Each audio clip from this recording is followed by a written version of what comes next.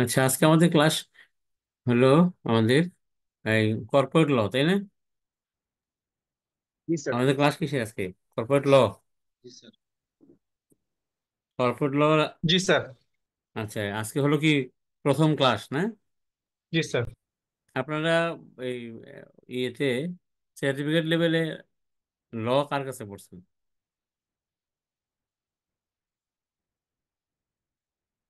মনে আছে?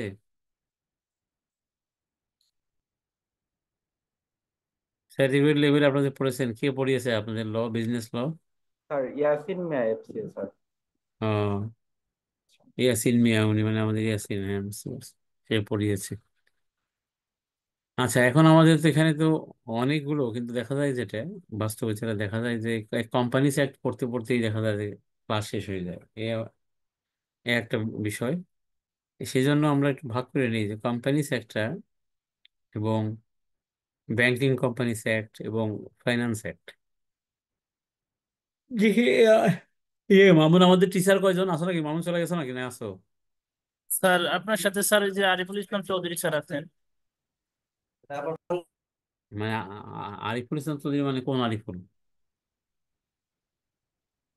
স্যার এটা হচ্ছে স্যার এর নম্বরটা হচ্ছে।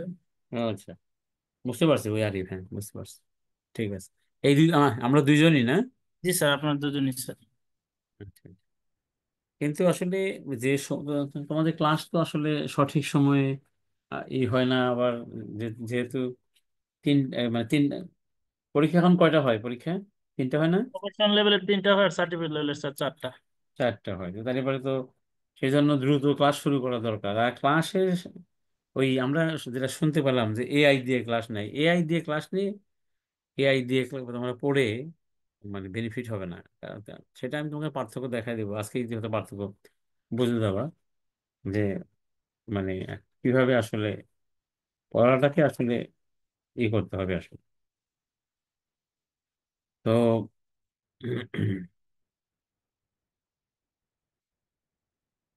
এখন হলো যেটা আমরা বলতে চাই যে লেখাপড়ার জন্য আসলে মানে ক্লাস করা দরকার বোঝার জন্য।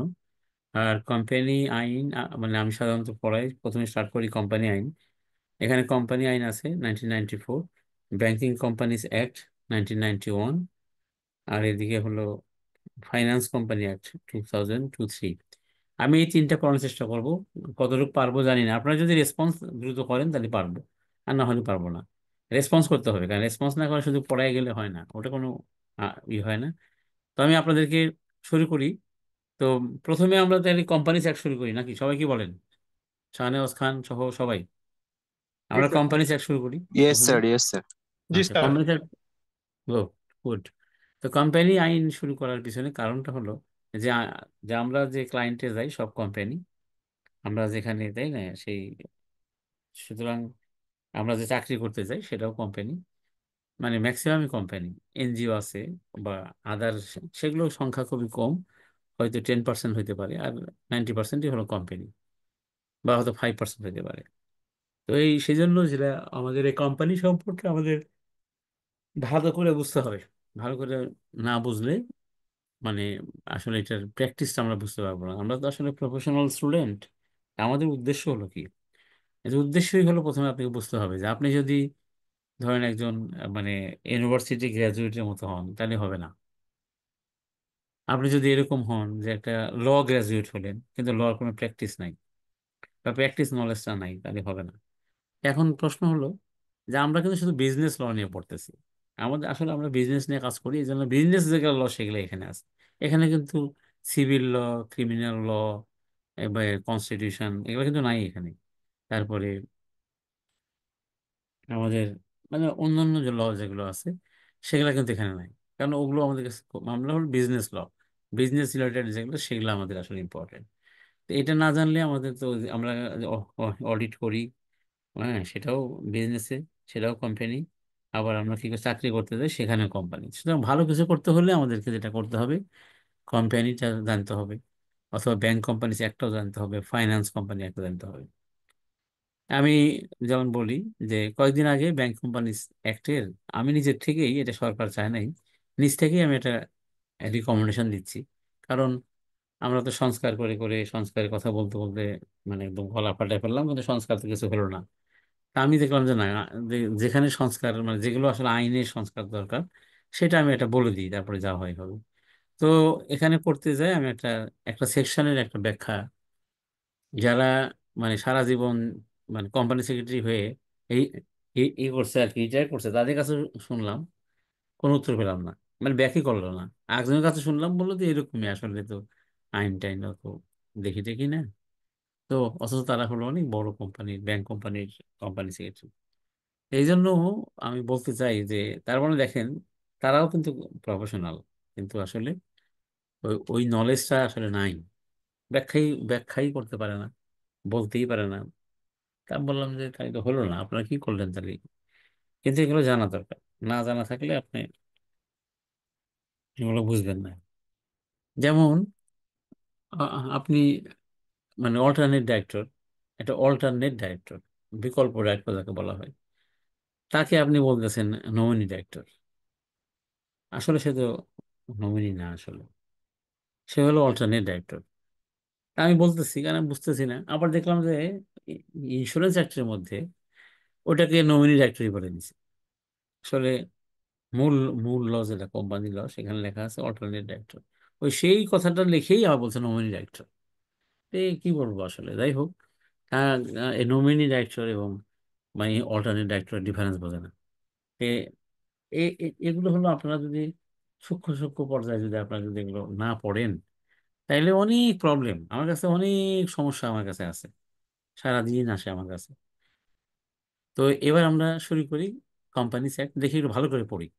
দ্রুত পড়ার চেষ্টা করব, একটু ভালো করে পড়ার চেষ্টা করবো আসলে, আর না হলে হবে না। আপনার খালি বুঝলে বলুন যে ইয়েস বুঝছি, আর না বুঝলে আমি আবার যতবার বুঝতে সমস্যা হয় আমি ততবারই বলবো, অসুবিধা নেই। এখানে অনেক কিছু, অনেক কিছু আসলে দেখেন। এই যে অ্যাবাউট দ্য কোম্পানিজ অ্যাক্ট বলছে, কোম্পানিজ অ্যাক্ট আসলে কি? কোম্পানিজ অ্যাক্ট যেগুলো বলছে, যে কোম্পানিজ অ্যাক্ট হলো গভর্নেন্স ইনকর্পোরেটেড ডোমেস্টিক এন্টিটি, মানে বাংলাদেশে যে এন্টিটি গুলো আছে ইন বাংলাদেশ, এটা হলো তার মূল কাজ, সেটাকে গভর্ন করা। এন্ড আমরা যে পড়তেছি যে কোম্পানিজ অ্যাক্ট, সরি বলে নেই, যে কোম্পানিজ অ্যাক্টের কত সালের, দি কোম্পানিজ অ্যাক্ট 1994। তারপরে কিছুটা কি হয়েছে, কিছুটা চেঞ্জ আসছে কিছু, সেগুলো আমরা তো এই বইয়ের ভিতরেও আছে। তো আমরা যেটা পড়তেছি দ্য কোম্পানিজ অ্যাক্ট 1994, এটা আসলে কি করে, গভর্নস এটা পরিচালনা করে। যে সমস্ত মানে ডোমেস্টিক মানে দেশীয় যে কোম্পানি এবং যে প্রতিষ্ঠান, সেগুলো বাংলাদেশে ইনকর্পোরেটেড, সেগুলো নিয়ে কাজ করে। And it is the main statute. দেখেন এই কথাগুলো খেয়াল করতে হবে। It is the main statute. Statute মানে কি, আইন, ল, মানে এটা হলো প্রধান law, governing the creation functioning and resolutions of companies. এটাই হলো মূল। তাহলে আপনি যদি এই আইনে লেখা আছে অল্টারনেট ডাইরেক্টর, সেটা যদি আপনি ইন্স্যুরেন্স একটা যায় সেটা বলেন হ্যাঁ নমিনি ডাইরেক্টর, তাহলে তো মাথায় বাড়ি। তার মানে কি, আমি সবসময় বলে থাকি, এ তো আইন লেখে না, গাইন লেখে, আছে না আরবি শব্দ, আইন, হ্যাঁ, গাইন, ফে কাপ কাপ, ওরকম বলি, আমি বলে থাকি আর কি, যে আসলে তো আইন না, এগুলো গাইন আসলে। মানে সেজন্য এগুলো শিখতে হবে। এবং দেখেন মেইন স্ট্যাটুট এটা, এখান থেকে শিখতে হবে আপনাকে। এখান থেকে শিখলেই আপনি কি করতে পারবেন, অন্য জায়গায় সেটাকে আবার এটার মতো করেই অন্য অন্য জায়গায়ও কি আছে, বিভিন্ন ধারা আছে, ব্যাংকিং কোম্পানিজ অ্যাক্টে, কিন্তু মেইন আইন কিন্তু কোম্পানিজ অ্যাক্ট। কারণ ওই ব্যাংকিং কোম্পানির ক্রিয়েশন হয়, ফাংশনিং হয় অ্যাকর্ডিং টু কোম্পানিজ অ্যাক্ট। আর ওইটার বিজনেস ফাংশনিং হয় according to banking companies act. কথা দুইটা। কিন্তু আমাদের যারা বিজ্ঞ, আমাদের যারা আর কি, তারা companies act, banking companies act, finance companies act সব জবাবদিহি করে ফেলছে। কারণ ওনাদের নলেজও জবা খিচুড়ি, কামও জবা খিচুড়ি, একটার সাথে একটার কোনো ই নেই। ওই তারা খালি একটা লাইন পাইছে, notwithstanding anything content in any other law, অন্য আইনে যাই থাক, আমি যা লিখছি এটাই ঠিক। তার মানে কোম্পানি আইনও তখন শেষ। অথচ এভাবে বলে না যে ইন এডিশন টু দা, হ্যাঁ, সেকশন এত অফ দ্য কোম্পানিজ অ্যাক্ট, তাই না, দ্য ফলোয়িং কি, যে আর কি, মানে যে রুলস বা প্রভিশনস, হ্যাঁ, হ্যাজ বিন প্রমাণ committed for the insurance company, এরকম লিখলেই তো হয়ে যায়। বাকিটুকু আপনি অ্যাড করে দিলেন এর সাথে। তা না, ওরাও দেখে না, ওরাও বোঝে না, নিজের মতো করে লেখে। কোম্পানি আইনে বলছে অল্টারনেট ডাইরেক্টর, সেই কথাই লেখা লিখছে নমিনি ডাইরেক্টর। নমিনেটেড ডাইরেক্টর থাকে সাধারণত, বা রিপ্রেজেন্টেটিভ ডাইরেক্টর থাকে হলো অন্য কোম্পানি থেকে, আর অল্টারনেট ডাইরেক্টর হলো ব্যক্তি পরিবর্তে ব্যক্তি। তো এগুলা তো অনেক কিছু শেখার। কারণ আপনারা কি শিখবেন দেখেন, তাহলে এগুলো নিয়ে কাজ করে। আরো কি কাজ করে, মানে শেয়ার হোল্ডারদের মধ্যে তাদের রিলেশনশিপ কি হবে, পিরিয়ডিক্যাল কি কি কি জিনিস আপনি ডিসক্লোজ করতে হবে, এবং অডিট রিকোয়ারমেন্টস, এবং রেজিস্ট্রারের যে কাজ, এবং জুরিসডিকশন অফ দ্য কোর্ট, এইগুলো নিয়ে কাজ করে কে? Companies act. একটু, হ্যাঁ, এই হলো কোম্পানিজ অ্যাক্টের অ্যাবাউট দ্য কোম্পানিজ অ্যাক্ট। আমরা পড়লে বুঝবেন। এবার হলো আসি কোম্পানি অ্যান্ড ইটস ক্যারেক্টারিস্টিক্স। এগুলো আমি আপনাদের বুঝিয়ে দিব। মানে একটু ভালো করে, আপনারা না বুঝলে আমাকে বলবেন। যেমন বলছে কি যে এখানে কোম্পানি এবং ইহার বৈশিষ্ট্যটা কি, বৈশিষ্ট্য কি বলছে, trace of origin of the term company will reveal the Latin word. এটা হলো ল্যাটিন ওয়ার্ড থেকে, হ্যাঁ, গ্রিক ল্যাটিন ওয়ার্ড যেগুলো সেখান থেকে আসছে। তার তার মানে সেটা কি ছিল, সেই ওয়ার্ডটা কাম, CUM, কাম। আর ছিল PAINS, পেইন্স। এই দুইটা ওয়ার্ড থেকে আসছে কোম্পানি, কাম অ্যান্ড পেইন্স। যার অর্থটা কি, মিনিং, মানে ব্রিড, ব্রিড হুইচ জয়েন্টলি, দুটাকে যদি একসাথে করি, তাই না? কাম মানে উইথ, আর পেইন্স মানে, মানে হলো, মিনিং হলো ব্রিডিং, ব্রিডিং করা মানে একসাথে চলা, বড় হওয়া। জয়েন্টলি মিন মিনস টেকিং ব্রিড টুগেদার, অর্থাৎ একসাথে আপনাকে বড় হতে হবে, একসাথে চলতে হবে, একসাথে চালাইতে হবে। এই characteristics of the early company, এগুলোর পড়ার দরকার নেই, এইটুকু পড়লে আপনি সব বুঝে যাবেন এখানে আর কি। নাম হলো জয়েন্ট স্টক, এবং সবকিছু মানে করতে হবে, জয়েন্টলি করতে হবে, এবং টেকিং ব্রিড টুগেদার। আচ্ছা, আমি যে বললাম এটুকু আপনারা বুঝতে পারলেন? রেসপন্স করতে হবে, বলেন, এটা বুঝতে পারলেন? জি স্যার, বুঝতে পারছি। আচ্ছা, বুঝতে পারছেন। তাহলে যে, তাহলে এই যে বুঝতে পারছেন, আমি তবে আমার কাছে মনে হয় যে আপনারা আসলে এটা হলো এর মতো বুঝতে পারছেন, এই যে লাইক, মানে এডুকেশনাল যে ইনস্টিটিউট, তাদের মতো করে বুঝতে পারছেন, হয়তো ঢাকা ইউনিভার্সিটি, রাজশাহী ইউনিভার্সিটি, অথবা ধরেন সিটি কলেজ, হ্যাঁ, এখানে যেভাবে পড়ায় যে কোম্পানি এবং ইহার বৈশিষ্ট্য কি, আপনারা হয়তো বুঝছেন যে টেকিং ব্রিড টুগেদার। কিন্তু আপনাকে বুঝতে হবে একটু অন্যভাবে। সেটা কিভাবে, আমি একটা সাধারণত গল্প বলি, অনেকে অনেক অনেক স্টুডেন্ট জানে, আপনারা কিনা জানেন কিনা জানি না। তাইলে হবে কি জানেন, আমার এই কথাটুকু ওই যে আপনি রিয়েলি বুঝবেন, ইন দ্য সেন্স অফ, মানে কোম্পানি, কোম্পানি মানে কি জয়েন্টলি হইতে হবে, টেকিং ব্রিড টুগেদার। এইটা, এই জিনিসটা আসলে কি, এটাতে কি মিনিং করছে, এটা অনেক কিছু মিনিং করছে এটা দিয়ে। এবং এটা জানলেই কোম্পানি সম্পর্কে জানা হবে। আমি বলি, আপনি একটু মনোযোগ দিয়ে শোনেন, আর আমাকে প্রশ্ন করেন না বললে, তবেই কি হবে, এটা থেকে কোম্পানি, আপনি এখন তো মিড লেভেলে আছেন, তবেই আপনার এই মনে করেন CA পড়াটা সার্থক হবে আমার কাছে মনে হয়। আমি একটা গল্প দিয়ে সাধারণত বলার চেষ্টা করি, যে মানে কোন একটা গ্রুপ অফ কোম্পানি, কোন একটা গ্রুপ অফ কোম্পানি, এটা বাস্তব কথা, ওখান থেকে আমি বলতেছি। কোন একটা গ্রুপ অফ কোম্পানি, ওখানে তারা চারজন শেয়ার হোল্ডার, কিন্তু ওখানে দুই ভাই হলো, ধরেন চারজনই ভাই, এ, দুই ভাই হলো ধরেন এক মায়ের, আর আর দুই ভাই হলো আর এক মায়ের। এভাবে করে তারা একটা কোম্পানি করছে, এবং কোম্পানিটা অনেক ভালো চলে, কোম্পানিটা খুব ভালো, মানে অনেক টাকা লাভ হয় বছরে, 200 কোটি, এবং আমি দেখছি 290 কোটি টাকাও, 300 কোটি টাকাও লাভ হয়েছে এরকম। তো যাই হোক, আর প্রপার অ্যাকাউন্টিং করলে লাভ আরো বেশি হবে, কারণ তারা প্রপার অ্যাকাউন্টিং করে না। এখন হয়তো করে আস্তে আস্তে, এখন চেঞ্জ আসছে অনেক, এখন করে, তখন করতো না, তাহলে লাভটা আরো বেশি হওয়ার কথা। যাই হোক, তো এখন ওখানে ওই যে এই ভাই আর ওই ভাই, কোন এক সময় ওই ভাই, মানে আর এক মায়ের ভাই, এই মায়ের বড় ভাইয়ের নামে মামলা করে দিচ্ছে। আর মামলা করছে, কিন্তু বড় ভাই হলো, তার কথা হলো যে সে একটা পয়সাও সে ওখান থেকে অবৈধভাবে নেয় না। আসলেও সত্যি তাই, নেয় না, নেয় না সে। এবং সে খুব অনেক ভালো করে কোম্পানিটা চালায়, এবং ভালো করে চালাই বলেই তো এত টাকা লাভ হয়। এত লাভের পরেও তার বিরুদ্ধে মামলা করে দিয়েছে। যে যখন মামলা করছে, তখন তার খুব, মানে মনের মধ্যে খুব একটা আক্ষেপ আর কি। এবং সে জানতে আসলে যে আমি এত ভালো কোম্পানি চালাই, ভাইদের পক্ষে, এবং সে খুব পরেজগার মানুষ, ভালো মানুষ, কিন্তু আমার বিরুদ্ধে কেন মামলা করলো? তার এইটা জানার তার খুব ইচ্ছা। এবং মানে তার খুব কাছের মানুষ ছিল, ব্যারিস্টার রফিকুল হক স্যার ছিল, মারা গেছে। তো তার কাছে সে বলছে যে হ্যাঁ, এটা তো হইতেই পারে, তার ভালো লাগে নাই, সে তোমার বিরুদ্ধে মামলা করছে, তুমি ফেস করো। হ্যাঁ, ফেস করো এবং এটা ঠিক হয়ে যাবে, তুমি এগুলো নিয়ে মন খারাপ করার কিছু নেই। আরো দুই একজনকে জিজ্ঞাসা করছে, কিন্তু তার মনে আসলে আসলে ওই শান্তিটা পাচ্ছে না। সে জানতে চায় আসলে খুব, সে খুব মানে রিসার্চ করে। আমি দেখছি সব জিনিসের মধ্যে রিসার্চ করে আর কি। তার ইচ্ছা হলো যে জানতে ইচ্ছা হলো যে আমার বিরুদ্ধে কেন মামলাটা করলো আমার ভাই। এই হলো তার জানার ইচ্ছা আর কি। মানে রিয়েল কাজটা, মানে কষ্টটা সে জানতে চায়, যে কি আমার দোষ, কোথায় দোষ। তো তখন ওইখানে আমি যখন এলএলবি করি, তখন ওখানকার একটা ছেলে, মানে এলএলবি করার পরে বললো যে চাকরি নেই, তো আমার এখানে কিছুদিন কাজ করলো আমার ফার্মে। কাজ করে সে আবার ওই ইন্টারভিউ দিছে, সেখানে আমার নামও বলছে। যাই হোক, ওইটা তার চাকরি হয়ে গেছে ওইখানে।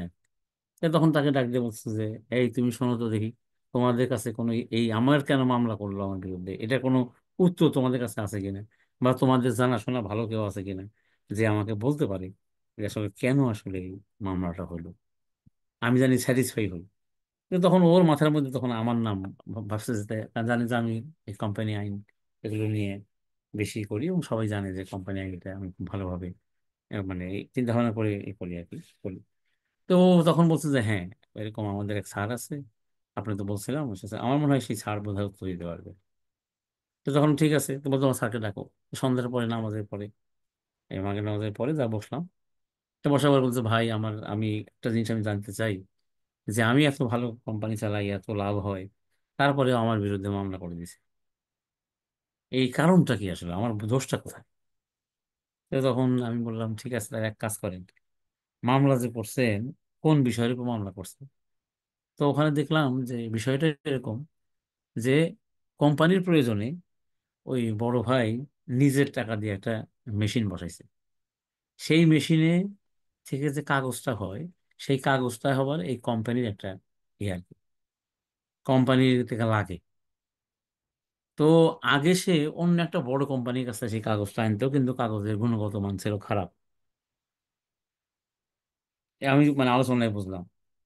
কিন্তু তো গুণগত মান খারাপ হতে ওই কাগজ, হ্যাঁ, ওই প্রোডাক্টের যখন মোড়ক হিসাবে ইউজ হয়, তখন তাদের অনেক মানে ড্যামেজ হয়ে যায়। সেই জন্য সে কোম্পানির প্রয়োজনে ভালো কাগজ দিয়ে, ভালো মেশিন দিয়ে, জাপানি মেশিন বা উন্নত মানের মেশিন দিয়ে সে কাগজটা করে, সেই কাগজটা ওই কোম্পানিতে দেয়।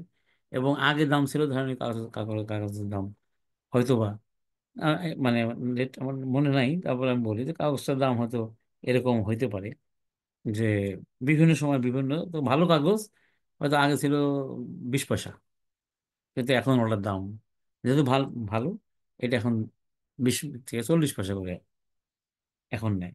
তো এখন অন্য ভাইয়ের মনে হয়েছে, দেখছো যে ও নিজে কি করে, কাগজ উৎপাদন করে সেটা আমাদের এখানে দেয়, দিয়ে আহ, আগে আমি 20 পয়সা করে কিনতাম, আর সে নেয় 40 পয়সা করে। তাহলে মোট কত টাকা, কত কাগজ আসছে, কত কত প্রোডাক্ট হয়েছে, ইন্টু ভাগ ভাগ করে তার নামে, হ্যাঁ, সে 2,000 কোটি টাকা নিয়ে নিছে, এরকম একটা মামলা করে দিয়েছে।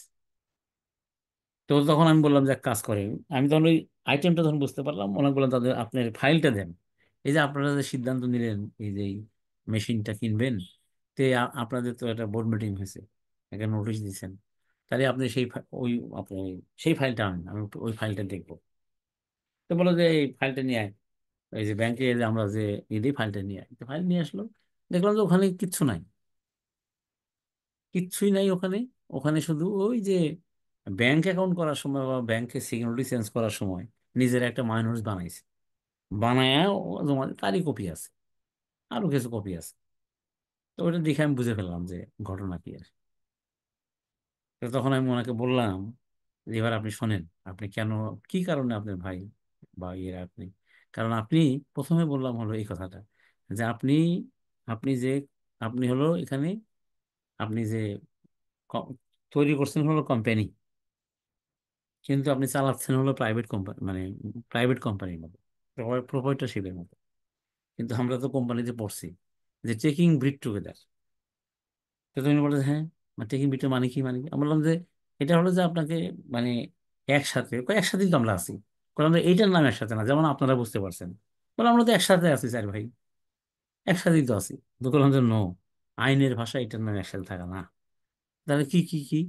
বলে আইনের ভাষায় এই যে আপনি যে মেশিনটা কিনলেন, ওখান থেকে যেখানে সাপ্লাই দিবেন, এই কথাগুলো তো আপনার কোনো মাইনাসে লেখা নেই। আইনের ভাষায় বলে একসাথে চলার অর্থ হলো যে আপনি প্রপার, আগে একটা প্রপার নোটিশ দিবেন। প্রপার নোটিশ দিবেন, দেওয়ার পরে সেই নোটিশে উল্লেখ করতে হবে যে আজকের এজেন্ডা হিসেবে উল্লেখ করতে হবে যে আমরা 3 দিন পরে বা 5 দিন পরে অমুক তারিখে আমাদের বোর্ড মিটিং হইবে। সেই বোর্ড মিটিং আমরা এটা আলোচনা করব কি বিষয়ে, যে কোম্পানির এরকম বাইরে থেকে কাগজ নেওয়ার কারণে কি হয়েছে, ক্ষতিগ্রস্ত হয়ে যাচ্ছে আমরা। এখন আমরা এর জন্য একটা মানে মেশিন আমাদের কেনা দরকার। যদি কোম্পানি টাকা না থাকে তাহলে আমি ব্যক্তিগতভাবে করব, তবে সেখান থেকে এই পয়সার দরে আমি কাগজ সাপ্লাই দেব। এইগুলো আপনাকে আলোচনা করা লাগছিল, আপনি এর মধ্যে করে ওই এজেন্ডার আন্ডারে আপনাকে সিদ্ধান্ত নিতেন। সিদ্ধান্ত নিয়ে সেই সিদ্ধান্ত মোতাবেক আপনি কিনলে এখানে আর কেউ, হ্যাঁ, তাইলে হয়তো কি, সেটা হয়তো কোম্পানির কাজ। আর আপনি করছেন হলো কি যে আপনি তো জানেন যে লাভ হচ্ছে, লাভ আগের চেয়ে বেড়ে গেছে, এটাও ঠিক। কিন্তু আপনি যা করেছেন সেটা হলো প্রোভাইডারশিপ, বিজনেসের কাজ। না, আপনার যা ইচ্ছে হচ্ছে আপনি তাই করছেন। যখন কোম্পানি করবেন তখন আপনি এই কাজটাই করবেন, তবে হ্যাঁ সেটার নাম হলো জয়েন্টলি করতে হবে। Jointly means taking breath together, come and pains. উনি বললো যে ভাই আমি আর আমাকে, কারণ উনি তো খুব জ্ঞানী মানুষ আসলে, আমি আমার দৃষ্টিতে বলে সেলিম ভাই আমি বুঝে ফেলছি। তারপরে সে সিএফও, সেও আমার ছাত্র, তাদের বললো যে সেলিম ভাই 2 লক্ষ টাকা দিয়ে দেবো। আমি সব বুঝে ফেলছি আমি। আর এরকম মানুষই তো আমি চাই। এবার আপনারা বুঝছেন কিনা বলেন তো, আমার কথা শুনছেন আপনারা? জি স্যার। জি এখন কি স্যার, শুনতে বুঝলেন পাচ্ছি। বলেন? হ্যাঁ, জি স্যার, বুঝতে পেরেছি স্যার। হ্যাঁ, এই এখন যেটা বুঝলেন যে আপনাকে এই একসাথে চলার অর্থ হলো আপনাকে প্রপার নোটিশ, নাকি প্রপার ডিসকাশন, প্রপার মাইনুটস, এবং সেই অনুযায়ী তার হলো ইমপ্লিমেন্টেশন। এটা যদি করেন তাইলেই হলে এই, ওটার নাম হবে কোম্পানি। কিন্তু আমাদের দেশে কি হয়, ম্যাক্সিমাম জায়গায় গন্ডগোল হলো, হ্যাঁ বাপ বলে যে আমি তো বানিয়েছি সব, কিন্তু না, এটা তো বলা যাবে না। আপনি বানিয়েছেন কিন্তু আপনার ছেলে, আপনার মেয়ে, মেয়ের জামাই, তারা হলো ডাইরেক্টর। তার থেকে প্রপার নোটিশ দিয়ে আলোচনা করে আপনি করবেন। অথবা আপনি কি করবেন, রেজলিউশন বাই সার্কুলেশন করবেন। আপনি করতে হবে আপনাকে। এইটার নাম হলো কাম অ্যান্ড পেইন্স। এবং এইভাবে করতে হবে, আইন যেভাবে বলছে সেভাবে করবে। সে আপনার ভাই হোক, আপনার, হ্যাঁ আপনার ওয়াইফ হোক। অনেক জায়গায় দেখছি যে যে ওয়াইফ, হ্যাঁ ওয়াইফ হলো ওই এক জায়গায় বসে, আর হাজবেন্ড এক জায়গায় বসে, কেউ কারো মুখ দেখে না। এই 3টা কোম্পানি চালায়, ও 2টা কোম্পানি চালায়, বা এগুলো আছে না, বলেন এগুলো আছে না আপনাদের বিভিন্ন গ্রুপে, এরকম আছে না? আছে, জি স্যার, আছে। আছে। কেন হয়? এই যে যেহেতু কোম্পানি কোম্পানির মতো চালায় না, সুতরাং আমাদের শিখতে হবে যে কোম্পানি যেন কোম্পানির মতো চলে, এবং কোম্পানির অর্থ হলো কাম অ্যান্ড পেইন্স, এবং সেটা চলতে হবে অ্যাকর্ডিং টু ল, যেখানে যেখানে যেরকম আছে। আপনি ইচ্ছা হলো আর আপনি এটা কিনলেন, লাভ হলেও ওই দেখেন ঠিকই ওনার ভাইকে আর একজন বুঝাইছে যে আমি দিতাম 20 পয়সা করে, দেখেন আপনার ভাই, হ্যাঁ 40 পয়সা করে টাকা নিয়ে সরাই ফেলতেছে টাকা, দেন করে দেন মামলা, এত কোটি টাকা নিয়ে নিস। তে তার মানে কি, সে যদি প্রপার ডিসকাশন করে নোটিশ দিয়ে এটা করতো, তাহলে হয়তো ভিন্ন কিছু হইতো আর। এবং কোম্পানিতে এই ধরনের এই যে ডিফারেন্সেস তৈরি হইতো না। কোম্পানি অনেক সময় বন্ধ হয়ে যাওয়ার মতো অবস্থা হয়, কোম্পানি ভাগ হয়ে যায়। তো এই হলো কারণ, কোম্পানি আগে আমাদের মালিকেরা আসলে ওনারা বোঝেই না এটা, এবং কোম্পানিকে কোম্পানির মতো চালায় না, ম্যাক্সিমাম এরকম। সুতরাং আপনারা যখন প্রফেশনাল স্টুডেন্ট হবেন তখন আপনাকে বলতে হবে যে স্যার আপনি তো, এই জিনিস কিন্তু একসময় অনেক বড় কিছু হয়ে যাবে, বড় গাছ হয়ে যাবে, মহিরুহ হয়ে যাবে। কারণ এখান থেকে অবিশ্বাস জন্ম হবে। আপনি প্রপার নোটিশ দেন, আলোচনা করেন, দেন আপনি কেনেন, আপনি বাপ হন আর যাই হন। দিস ইজ হলো বলে আমাদের তো, আমরা তো স্যার এটাই শিখে আসছি, কোম্পানি চলতে হবে এইভাবে, এটাই শিখে আসছি স্যার। বললাম স্যার, মানা না মানা আপনার, কিন্তু আমরা বললাম এটা। তাহলে বুঝবো যে না, এটা ঠিক কথা বলছে, শুনুক বা না শুনুক, একসময় পরে বলবো যে না, এটা বলছিল। তো সুতরাং কোম্পানি ক্যারেক্টারিস্টিক্সটা আপনি বুঝতে পারছেন আপনারা সবাই? এখন ক্লিয়ার নাকি বলেন তো? জি স্যার, ক্লিয়ার স্যার। জি স্যার। হুম হুম। এইভাবে আর আমাদের শিখতেও হবে এইভাবে। এবার আসি আমরা এখানে কোম্পানির, আবার বলছে বৈশিষ্ট্য কি বলতে কি বোঝাইছে এখানে। আমরা আমরা এগুলো জানি, আমি একবার বলে যাবো। ইনকর্পোরেটেড অ্যাসোসিয়েশন হবে, হ্যাঁ, কোথাও হয়তো ইনকর্পোরেট হবে। আমরা জানি যে আরজিসিতে এগুলো ইনকর্পোরেট হয়, তাই না? এবং সার্টিফিকেট অফ কোম্পানি হলে সার্টিফিকেট অফ ইনকর্পোরেশন ছাড়া হয় না। আচ্ছা, আমরা খুব সহজ সহজ পড়ে যাই। এবং আর্টিফিশিয়াল লিগ্যাল পার্সন, কোম্পানি সবসময় কি আপনি আমার মতো ব্যক্তি, আমি ন্যাচারাল আর সে হলো আর্টিফিশিয়াল, এই। তারপর সেপারেট লিগ্যাল এন্টিটি, এটাও আমরা জানি যে সেপারেট লিগ্যাল এন্টিটি, তাহলে কোম্পানি এবং কোম্পানি মানে ওনার মধ্যে ডিফারেন্স, এগুলো আমরা জানি। পারপিচুয়াল সাকসেশন, তাই না? কোম্পানি কখনো মরে না, সে ওনারা মরে যেতে পারে কিন্তু কোম্পানি মরে না। আর লাইবিলিটি, এখানে এক কথা বলা যাবে না যে লাইবিলিটি লিমিটেড, আনলিমিটেডও আছে। তো বাংলাদেশে হয়তো এরকম কোম্পানি নাই, কিন্তু আনলিমিটেড লাইবিলিটি হতে পারে। তবে ম্যাক্সিমাম আমরা যেগুলো দেখি এগুলো লিমিটেড লাইবিলিটি। তারপরে ট্রান্সফারেবল শেয়ার, শেয়ার ট্রান্সফার করা যায়, তাই না? সেগুলো আর কি। আপনাদের হয়তো প্রশ্ন আসা উচিত ছিল যে শেয়ার তো ট্রান্সফারেবল, কিন্তু প্রাইভেট কোম্পানির ক্ষেত্রে তো করা যায় না, এরকম প্রশ্ন আসা উচিত ছিল। কি, প্রাইভেট কোম্পানির শেয়ার কি ট্রান্সফার করা যায়? না স্যার। হুম, একেবারে যে যায় না। যায় না তা না স্যার, স্যার কিন্তু পাবলিকলি করা যায় না। কিছু রেস্ট্রিকশনস থাকে আর কি। That's good. হ্যাঁ, আপনাকে বলতে হবে যে ট্রান্সফারেবল শেয়ারস এবং দেয়ার ইজ সাম রেস্ট্রিকশনস, মানে বাধা আছে। তাহলে আপনি যদি পড়েন যে শেয়ার ট্রান্সফার করা যায় না, তাহলে রং হবে এটা। মানে ইয়েতে বাধা আছে, আর বাধা অতিক্রম করা যায়। বাধা কি? আপনি ইচ্ছা করলে আমরা তিনজনে মিলে ধরেন, হ্যাঁ, এখানে ধরেন মহিবুল, তারপর রাসেল, আমি মিলে একটা কোম্পানি করলাম। কি হবে? যে আমি একটা বাধা, কি বাধা, আমার শেয়ারটা আমি ট্রান্সফার করে দেবো, কিন্তু আমি বাইরে সেল করতে পারবো না। কিন্তু আমি তো হ্যাঁ, প্রথমে আমি রাসেল এবং মহিবুলকে বলবো যে তোমরা, হ্যাঁ, আমার শেয়ারটা নেও। আপনি যদি না নেন, তার মানে আপনার যে রাইট, এটাকে বলা হয় কি রাইট? প্রিএমশন রাইট, অগ্রক্রয়, মানে আগে কেনার যে রাইটটা হলো আপনাদের। সেটা তো আমি আপনাকে এক্সারসাইজ করছি, কিন্তু আপনার এক্সারসাইজ করেন নাই। তখন আমি বাইরে সেল করে দেবো, আপনি কিছু করতে পারবেন না। তার মানে করা যায়, তো বাধা আছে। ক্লিয়ার তাহলে? স্যার যদি আর একটু হুম। সহজ ভাবে বলেন। হ্যাঁ, আর সহজভাবে বলি যে প্রাইভেট কোম্পানির ক্ষেত্রে বলা আছে যে মানে ট্রান্সফার করাতে রেস্ট্রিকশন আছে, বাধা আছে। কি বাধাটা? প্রাইভেট কোম্পানি বললাম না, আমরা তিনজন মিলে কোম্পানি করছি। আমি যদি আমার শেয়ারটা যদি সেল করতে চাই, আগে আপনাদের দুইজনকে বলতে হবে, রাসেল এবং, হ্যাঁ, এই যে ইয়েকে বলতে হবে, ঠিক আছে, মহিবুলকে বলতে হবে যে আমি এখন আমার শেয়ারটা আছে, আমি শেয়ারটা সেল করতে চাই, তোমরা কিনবা কিনা। অথবা আমার 10,000 শেয়ার মধ্যে 5,000 সেল করবো, 5,000 করবো না। হ্যাঁ, এই যে আমি আপনাদেরকে কি করলাম, অফার দিলাম। কেন অফার দিলাম আপনাদের আগে? কারণ আপনাদের একটা, আমার সাথে যখন ব্যবসা করেন, আমরা যখন একসাথে করি, তখন আপনার একটা অধিকার আছে, যার নাম আইনে দিছে যে প্রি অ্যামশন, মানে পূর্বে থেকেই প্রি অ্যামশন রাইট। সেই রাইট অনুযায়ী আমি আমি আপনাদেরকে বললাম যে শেয়ারটা কেনেন। আপনারা দুজন বললেন যে না ভাই, আমরা শেয়ার কিনবো না। তখন আমি বাইরে কোথাও সেল করবো। তার মানে কি, শেয়ার কিন্তু ট্রান্সফার করা যায়, বাইরেও করা যায়। আপনাদের কাছেও করতে পারি, আবার বাইরেও করতে পারি। বাধা ছিল, কিন্তু বাধা অতিক্রম করলাম। আগে আপনার রাইট বললাম, আপনি নিলেন না, তারপরে আমি বাইরে সেল করে দিলাম। তাহলে এটা হলো আইনসঙ্গত। ক্লিয়ার? জি স্যার, ক্লিয়ার। হুম, থ্যাংক ইউ। হ্যাঁ, তারপরে সেপারেট এন্টিটি, এগুলো আপনার পড়ে নিয়েন, এগুলো আসলে, হ্যাঁ। আর লিট্রিন দ্য কর্পোরেট ভিল, মানে এগুলো আসলে এখন আমি মনে করি আপনাদের আসার কথা না, আসেও না এগুলা। কর্পোরেশনও আসবে না, কারণ কর্পোরেশন স্যার এগুলা। এখানে একটা কোশ্চেন ছিল স্যার। বলেন বলেন, কোথায় বলেন, বলেন বলেন। স্যার এই যে আমি ওদেরকে আদার হুম। শেয়ার হোল্ডারদেরকে জানালাম, এটা কি লিখিত হুম। হতে হবে না মৌখিক হলে হবে? না না, মুখে না, লিখিত, না, লিখিত হইতে হবে। লিখিত ডকুমেন্ট হ্যাঁ, হতে হবে তাই না? হ্যাঁ, জি আগে আপনি বোর্ড মিটিং এ বলবেন যে আমি আমার শেয়ারটা সেল করতে চাই, আপনারা যদি কেউ কিনতে চান আপনি জানাবেন। তখন তারা বললো যে জি আমরা স্যার। কিনবো না।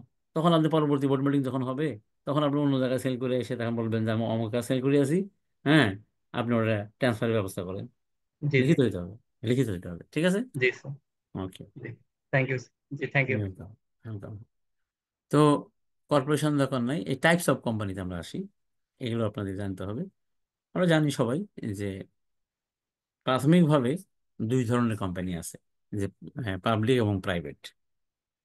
তো প্রাইভেট কোম্পানি কোনটা, ওই যে আমরা এতক্ষণ যা বললাম, যে যার কি আছে, company which by its articles restrict, এই যে দেখছেন করা যায় না, restrict the right to transfer of share, মানে বাধা আছে। Prohibits any invitation to the public, পাবলিকের জনগণের কাছে সরাসরি, মানে জনগণের কাছে ইনভাইট করার, যে আমাদের কোম্পানি শেয়ার কেনেন, কোনো সুযোগ নাই প্রাইভেট কোম্পানির ক্ষেত্রে। আর হলো নাম্বার অফ শেয়ার হোল্ডার, মানে ম্যাক্সিমাম হলো 50, এর কাছে মনে রাখা লাগবে কিন্তু এগুলা, হ্যাঁ, ম্যাক্সিমাম হলো 50। আর এই 50 যখন গুনবেন, যদি কোনো ব্যক্তি যে ওখানকার এমপ্লয়ি, সে যদি শেয়ার কেনে, তাদের নাম বাদ দিয়ে দিতে হবে। ধরেন আপনার ওখানে 56 জন আছে, তার মধ্যে 6 জন হলো এমপ্লয়ি কিন্তু শেয়ার কিনছে, তখন ওই 6 জনের নাম বাদ, তাহলে 50 জন, তাহলে তাহলে ঠিক আছে, private company. Limit the number of its members two 50, তার মানে প্রাইভেট কোম্পানিতে 50-র বেশি শেয়ার হোল্ডার থাকতে পারবে না। বেশি থাকতে পারবে যদি যারা, যদি কি হয়, তারা যদি এমপ্লয়ি হিসেবে থাকে। ঠিক ক্লিয়ার? আর এমপ্লয়ির কি কোনো লিমিটেড আছে, বা মানে সর্বোচ্চ কতজন এমপ্লয়ি না থাকতে না পারবে? না না, ও না না, এগুলো নাই, প্রাইভেট কোম্পানি ক্ষেত্রে এগুলো নাই। জি জি। বলা আছে যে, মানে অ্যাকর্ডিং টু কোম্পানি অ্যাক্ট বলা আছে যে, ওখানে কমপক্ষে 2 জন প্রাইভেট কোম্পানিতে, আর সর্বোচ্চ হলো ওই যে এই যে বলছে যে সর্বোচ্চ হলো 50, এই যে number of member to 50, not including persons who are in its employment, এমপ্লয়মেন্টে যারা আছে তারা, তাদের গোনা যাবে না। আর পাবলিক কোম্পানি মানে কি, সহজ করে দিছে একদম, যেটা প্রাইভেট তো কোম্পানি না সেই সেটাই এমপ্লয়ি যদি পাবলিক কোম্পানি। বলেন বলেন ভাই, বলুন। তো হুম, সেক্ষেত্রে বলেন। কোনো এমপ্লয়ি যদি পরে আর কি ওইখান থেকে চলে যায়, মানে ওই কোম্পানি ছেড়ে দেয়, তো সেক্ষেত্রে কি তার সেখানে শেয়ার হোল্ডার হিসেবে থাকবে, মানে কিরকম ইয়া হ্যাঁ হ্যাঁ হ্যাঁ, সে যদি চলে যায়, সে যদি শেয়ার রাখতে চায়, হ্যাঁ হ্যাঁ রাখতে পারবে, কিন্তু তখন তো আবার সেই হয়ে যাবে, শেয়ার হোল্ডার হয়ে যাবে, তখন তার এমপ্লয়ি শেয়ার হোল্ডার হবে না তখন আর। স্যার যদি এরকম হয় যে মানে 50 জন এমনি শেয়ার হোল্ডার ছিল আর এমপ্লয়ি হচ্ছে হুম এক্সট্রা ছিল আরো 5-6 জন, তো তাদের হুম মধ্যে থেকে হুম যদি 2-3 জন এমপ্লয়ি থেকে চলে যায়, মানে কাজ ছেড়ে হুম। দেয়, সেক্ষেত্রে তো শেয়ার যে নাম্বার সেটা 50-এর উপরে চলে যাচ্ছে তাহলে। হ্যাঁ, 50 যাওয়া যাবে না, যাওয়া যাবে না, তখন ওই যে শেয়ার, ওই ওটাকে ট্রান্সফার করতে হবে তখন সেক্ষেত্রে, এক্সিস্টিং এর মধ্যে 50-এর বাইরে যাওয়া যাবে না। ঠিক আছে, জি স্যার। 50-এর বাইরে যাওয়া যাবে না। সেটা হলো আপনি 2 জন যদি, 48 জন আছে, 2 জন চলে গেল, থাকতে পারবে, তাহলে তাহলে মোট 50 জন হলো, এরকম। তাহলে এগুলো হলো প্রাইভেট কোম্পানি। আর পাবলিক কোম্পানি হলো, এই পাবলিক কোম্পানি যেগুলো, সেটা হলো যে, এখানে এক কথায় বলছে যে, means a company incorporated under this act and under any law at any time in force before the commencement of this act and which is not a private company. এক কথায় বলে দিচ্ছে যে, হ্যাঁ প্রাইভেট না তাই পাবলিক, এইভাবে বলে দিচ্ছে আর কি। যাই হোক, তো এই পাবলিক কোম্পানি আবার কি, পাবলিক কোম্পানি আবার 3 ভাগে ভাগ করা হয়েছে। কোম্পানিজ লিমিটেড বাই শেয়ার, কিন্তু মানে প্রাইভেট কোম্পানি যেটা, সেটাও লিমিটেড বাই শেয়ার। আর কোম্পানি লিমিটেড বাই গ্যারান্টি, এটাও পাবলিক। তার মানে বুঝতে হবে যে, কোম্পানিজ লিমিটেড বাই গ্যারান্টি, এটা কিন্তু মানে একটা, এর স্ট্যাটাস হলো পাবলিক, কারণ যে পাবলিক কোম্পানি আপনি বলতেছেন। আর আনলিমিটেড কোম্পানি, যদি এটা নাই, বাংলাদেশে নাই হলো, হ্যাঁ, তো আমাদের দেশে শুধু কোম্পানি, আপনি যে কোম্পানি দেখেন সবই হলো কোম্পানিজ লিমিটেড বাই শেয়ার্স। আর কোম্পানিজ লিমিটেড বাই গ্যারান্টিও আছে, অনেক কোম্পানি আছে যেগুলো লিমিটেড বাই গ্যারান্টি, যেগুলো ওই যে কোম্পানি আইনের 29 ধারাতে হয় যেগুলা, 28 ধারাতে যেগুলা হয়, হ্যাঁ, 29 ধারাতে হয়, ওটা লিমিটেড আছে, হ্যাঁ, কিন্তু ওরা গ্যারান্টি হয়। 28 ধারাতেও হয়। কেমন হয়, যেমন এই যে ধরেন এরকম, মনে করেন বেসিস, এই যে সফটওয়্যারের যে ধরেন ইয়ে আর কি অ্যাসোসিয়েশন, ওইটা কিন্তু লিমিটেড লেখা নাই, কিন্তু ওটা কিন্তু কোম্পানি লিমিটেড বাই গ্যারান্টি। তো সেগুলা মানে কাকে বলে আমরা বলতেছি, দেখেন, লিমিটেড বাই শেয়ার মানে আমরা তো সবাই জানি যে শেয়ার ক্যাপিটাল থাকে, এবং শেয়ার তার কোম্পানি যে লায়াবিলিটি লিমিটেড বাই শেয়ার্স।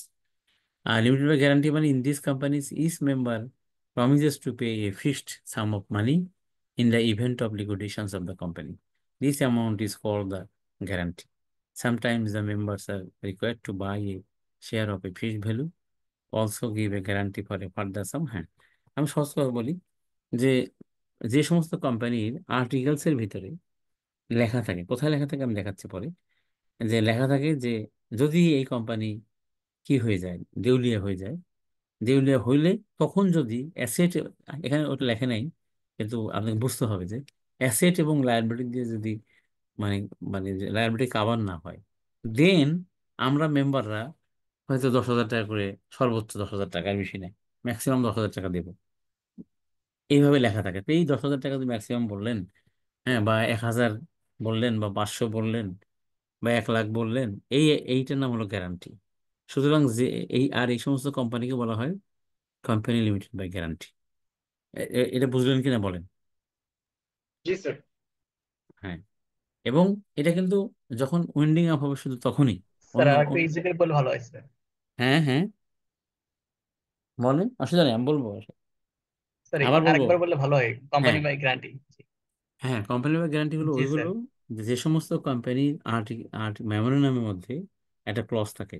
এই যে ক্লজের মধ্যে বলা থাকে যে যেমন বলা থাকে ক্লজে যে কোম্পানি লিমিটেড বাই শেয়ারস, ওখানেই বলা থাকে কোম্পানি লিমিটেড বাই গ্যারান্টি, ওখানেই লেখা থাকে কোম্পানি লিমিটেড বাই গ্যারান্টি।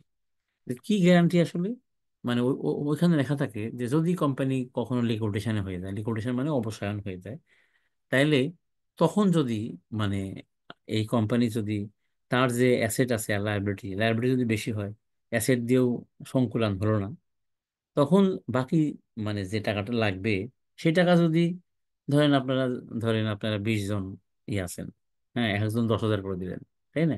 তাহলে কত হলো? 20 লাখ হলো নাকি? 20 জন, জি স্যার। হ্যাঁ, 20 লাখ টাকা হলো। তো তো তখন এই 20 লক্ষ টাকা যদি কাভার হয়ে যায় হলো, না হলে আর হবে না, লাইবিলিটি আর পাবে না। মানে ওই ম্যাক্সিমাম যে গ্যারান্টি 10,000 করে লিখে রাখছেন বা 1,000 করে লিখছেন, তাহলে 20 জনে 20,000, তাহলে সেই পর্যন্তই যারা ক্রেডিটর্স তারা পাবে। এই যে অ্যামাউন্টটা গ্যারান্টি দিলেন, যেটা আর্টিকেলসে লিখলেন, এই ধরনের কোম্পানিকে বলা হয় company limited by guarantee. Clear? Sir টাকা কি ম্যাক্সিমাম 10,000 টাকা ফিক্সড? না না না না, না, ওটা আমি আমি এমনি বলছি। আমি ওটা একটা উদাহরণ দিচ্ছি, ওখানে আপনি যা লিখবেন তাই। আগে যেমন লিখতো 100 টাকা করিয়ে, পরে লিখতো 500 টাকা, এখন লেখে 10,000 টাকা। তো হ্যাঁ, বুঝতে পারছেন? এটা আপনি যেটা লিখবেন সেটা, ওকে স্যার। এখানে ফিক্সড কিছু নাই, স্যার, আইনে আমার কোনো কিছু একটা নাই। প্রশ্ন ছিল। এই আর বলছে কি, তাহলে তাহলে প্রথমে বললাম যে প্রথমে কোম্পানি হলো দুই দুই ধরনের, একটা প্রাইভেট আর একটা হলো পাবলিক। পাবলিককে আবার 3 ধরনের: company limited by shares, company limited by guarantee, আর একটা হলো আনলিমিটেড কোম্পানি। এই কোম্পানি বাংলাদেশে নাই। স্যার, আমার একটা প্রশ্ন ছিল। হ্যাঁ হ্যাঁ হ্যাঁ, বলেন, যদি বলেন। প্রশ্নটা হচ্ছে যে লিমিটেড বাই গ্যারান্টি, এটা তো কোনো ফিক্সড হ্যাঁ কোনো আমার গ্যারান্টির অ্যামাউন্ট নাই। হ্যাঁ, সেক্ষেত্রে যদি আমি দেখা গেল যে কোনো একটা কোম্পানি দেউলিয়া হয়ে গেল, হুম তার অ্যাসেট সেল করে তার সেল করে লাইবিলিটি শোধ করা যাচ্ছে না, হুম হুম হুম তাদের দেখা গেল যে শেয়ার হোল্ডারদের 30,000 করে দেওয়ার ছিল গ্যারান্টি, হুম 30,000 দিয়ে দেওয়ার পরেও এখনো অনেক লাইবিলিটি হয়ে গেছে।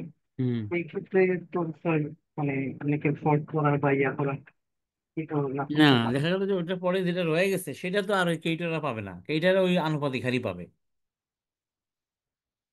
স্যার, সেটাই বললাম আর কি, যে কোনো বেঞ্চমার্ক বা কোনো নির্দিষ্ট amount না থাকলে তো সেক্ষেত্রে অনেকেই স্যার এটা মানে ইয়া নিতে পারে সুবিধা, বা মানে অতি এটা মানে অন্যদিকে ইউজ করতে পারে আর না, কি, সুবিধা তো সেটা নিতে পারবে না, এখন তো একজন বাইরের লোক তোই থাকবে, লিকুইডেটর থাকবে একজন, হ্যাঁ, অবসায়ক একজন থাকবে না। লিকুইডেটর। সবকিছু তো ওই অবসায়কের মাধ্যমে হবে, বুঝতে পারছেন? সুবিধা নিতে পারবে না, কারণ ওই এটা বলতে পারবে না, তখন অবসায়ক ই করে দেখবে যে আপনার লাইব্রেরিতে কত দিলাম আর কত আছে, সেটা আনুপাতিক হারে পাবে আর কি, আনুপাতিক হারে। হ্যাঁ, যে আমরা দিলাম এই, ওইটা হইলে হবে, না হলে না হলে না হবে, আমরা বলছিলাম তাই দিলাম, না হলে নাই। বুঝতে পারছেন? জি স্যার, ঠিক আছে, থ্যাংক ইউ। আমি আপনাদের একটা কথা বলি, যে কোম্পানি আইন অথবা আইন নিয়ে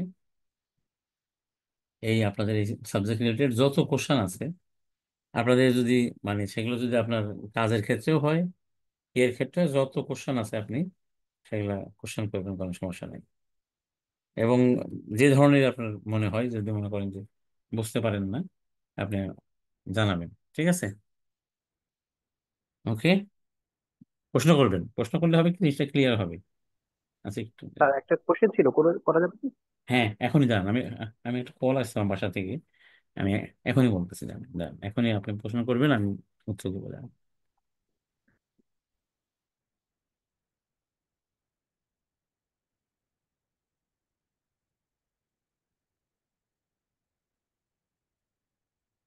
হ্যালো, হ্যাঁ বলেন। এই যে আমি ক্লাস নিচ্ছি, অফিসে স্যার আছি, 8:30 বের হবো, বলো কি জিনিস বলে দাও, হ্যাঁ তাড়াতাড়ি বলো, ক্লাসের মধ্যে আছে। আচ্ছা ঠিক আছে, ওকে, থ্যাংক ইউ। তো আমি, হ্যাঁ বলেন, মেহেদি না কি বলবেন, বলেন। স্যার, হ্যাঁ, প্রাইভেট লিমিটেড কোম্পানিতে হ্যাঁ, শেয়ার যদি নতুন করে ইস্যু করে, হুম, এটা কি স্যার পসিবল কিনা? হ্যাঁ পসিবল। তো এই ক্ষেত্রে করে নতুন শেয়ার হোল্ডার আসা পসিবল কিনা তখন? না না, নতুন শেয়ার হোল্ডার না, আপনি যদি নতুন করে, কথা প্রশ্ন দুইটা হলো, একটা হলো নতুন শেয়ার ইস্যু করে, তাহলে জি কি স্যার। হবে? তাহলে এক্সিস্টিং যারা আছে সবাই সমহারে পাবে, তাদের রেট, তাদের যে আনুপাতিক হারে তারা পাবে, ঠিক আছে? জি স্যার। এক। আর দুই হলো বললেন যে নতুন যদি কেউ আসে, নাকি? জি স্যার। হুম, হ্যাঁ সেটা নতুন সম্ভব, কোনো তাহলে হ্যাঁ, নতুন কোনো শেয়ার হোল্ডার আসা সম্ভব কিনা? হ্যাঁ সম্ভব। সম্ভব কেমন করে? ওই যে একই জিনিস, আপনি প্রথমে বললেন যে আমরা নতুন শেয়ার ইস্যু করলাম কিন্তু আমরা কেউ নেব না, ঠিক আছে? জি নতুন স্যার। শেয়ার হোল্ডার কি কি করতে হবে, সরি, করতে হবে কি যে আগে আপনাদের মধ্যে থেকে মানে শেয়ার ট্রান্সফার করে ওই যে নতুন নতুন কাউকে নিতে হবে, আপনাদের ভিতর থেকে শেয়ার ট্রান্সফার, কিন্তু শেয়ার ট্রান্সফার করার আগে আপনাকে এক্সিস্টিং আপনি বাদে আর বাকিদেরকে আপনাকে কি করতে হবে, অফার করতে হবে। তারা জি বলবে স্যার। যে না, নো অবজেকশন দিবে, এনওসি দিবে, আমরা সেই এনওসি জমা দিই আমরা আরজিসিতে, যে আমরা আসলে এই পরিমাণ শেয়ার মিস্টার অমুক, খায়রুজ্জামান, সে সেল করতে চাচ্ছে, হ্যাঁ আমাদের একজন ডাইরেক্টর বা হ্যান ত্যান, কিন্তু আমরা এটা নিতে ইচ্ছুক না, ঠিক আছে? এটা বলে জি দিতে স্যার। হবে। তাহলে যেহেতু আপনার প্রিয়ামশন রাইট আপনি এক্সারসাইজ করলেন, আপনি তখন নতুন কাউকে দিবেন, ওইভাবেই দেওয়া লাগবে, দিলে তাহলে আরেকজন চলে আসলো, তারপরে আবার নতুন করে শেয়ার ইস্যু করেন, তাহলে সবাই আনুপাতিক হারে পাইলো, হয়ে গেল। বুঝতে পারছেন কিনা তার বলেন। মানে স্যার, তার মানে আমি স্যার বলি, তার মানে স্যার প্রথমে আমরা ট্রান্সফার করে নতুন একজনকে আনবো, জি, তারপরে নতুন শেয়ার অ্যালট করবো। রাইট রাইট রাইট, একদম কারেক্ট, একদম কারেক্ট, থ্যাংক ঠিক ইউ স্যার। আছে। জি স্যার। Thank you sir. হুম, যে কোনো প্রশ্ন আসলে বলবেন, অসুবিধা নাই, ঠিক আছে? এবং আমি আ- আ- আ- মানে আপনাদের সবাই জানে, আপনাদের স্যারেরাও জানে আমার সম্পর্কে, যে আমি যেটা বলি সেটা আসলে কোম্পানি আইন সম্পর্কে আমি বুঝেই বলি, আর না হলে আমি বলে দেবো যে আগামীকাল বলবো। এবার আসেন, তো সুতরাং আর একটা কোম্পানি নতুন আসছে, এই যে 20 সালে, 1% কোম্পানি, ওপিসি বলা হয়, 1% কোম্পানি মানে একজনই share holder. 1% company means a company whose share holder is only a natural person, এবং সে ন্যাচারাল পার্সন একজনই। তাহলে কোম্পানি কিভাবে হবে? ওই যে আর একজন থাকবে, তার নমিনি থাকবে একজন, সে শেয়ার হোল্ডার না, সে হলো নমিনি, তার নাম এর মধ্যে থাকবে, ওই মেমোরেন্ডামের মধ্যে সাবস্ক্রিপশন পেজে তার নামও থাকবে, নমিনির নামও থাকবে। যদি ইন কেস অফ কিছু হয় তখন সে আবার শেয়ার হোল্ডার হয়ে যাবে, এবং যাকে যাকে নমিনি করবেন সে আবার একজন নমিনি করতে পারবে। এই যে এক ব্যক্তির কোম্পানি, এটা হলো যে মানে অনেক বিদেশিরা এসে এখানে বাংলাদেশে এসে কারোর সাথে করতে চায় না, সেই জন্য কারোর সাথেই তারা মানে কোনো কোম্পানি কোম্পানির ব্যবসা করতে চায় না, তখন এই যে ওপিসি করলে তারা ওপিসি করে কাজ আগায়। এই জন্য এটাকে বলা হয়েছে ওপিসি বা 1% কোম্পানি, ঠিক আছে?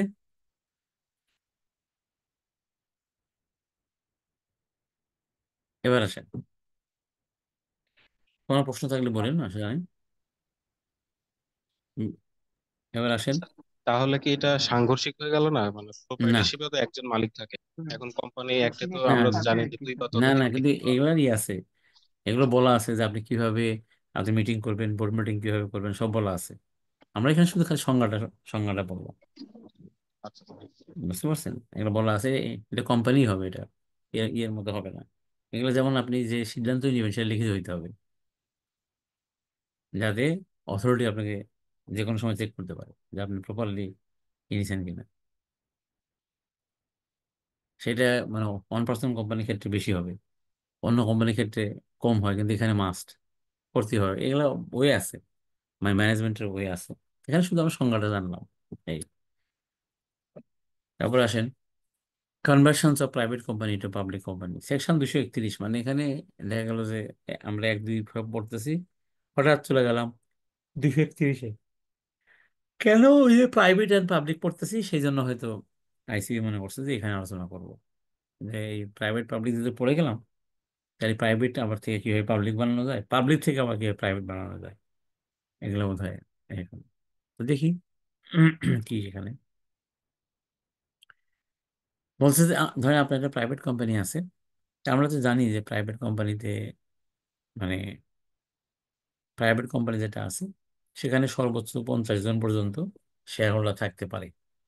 আর পাবলিক কোম্পানিতে বলছে যে 7 জন হলেই চলে, কমপক্ষে 7 জন। দেখেন তাহলে মিলে গেল।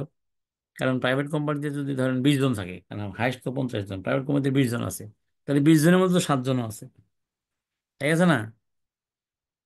7 জন আছে। এই জন্য প্রথমেই বলছে যে private company having at least 7 members. কারণ প্রাইভেট কোম্পানি কিন্তু কমপক্ষে ওর তো 20 জন আছে, তাহলে অ্যাটলিস্ট 7 জন হলিতে হয়, কারণ 7 জন হলেই পাবলিক কোম্পানি হয়ে যায়। এটা হয়তো আপনি পড়ে আসছেন আগে।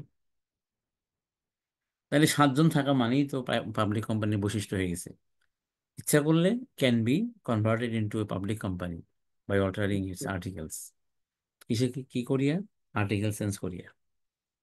In such manner that they no longer include the provision which under clause of subsection 1 of, অর্থাৎ হলো প্রাইভেট কোম্পানির যে তিনটা যে কি ছিল, তিনটা যে বৈশিষ্ট্য ছিল, কি করা যাবে না, ট্রান্সফারে বাধা আছে, তারপরে ইনভাইট করা যাবে না পাবলিকে, এবং সর্বোচ্চ 50 জন, এই জিনিসগুলা এবং কমপক্ষে 2 জন।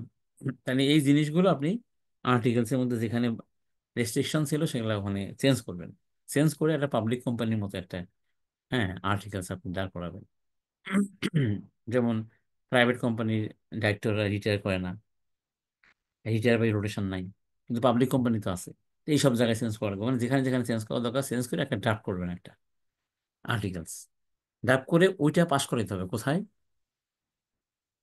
কনভিনিং, ওই যে বলছে যে কি কি জেনারেল মিটিং করতে হবে। এটা জেনারেল মিটিং করে তারপরে এটাকে কি করতে হবে? চেঞ্জ করতে হবে, এই মেমোরেন্ডাম এবং আর্টিকেলসটাকে চেঞ্জ করতে হবে।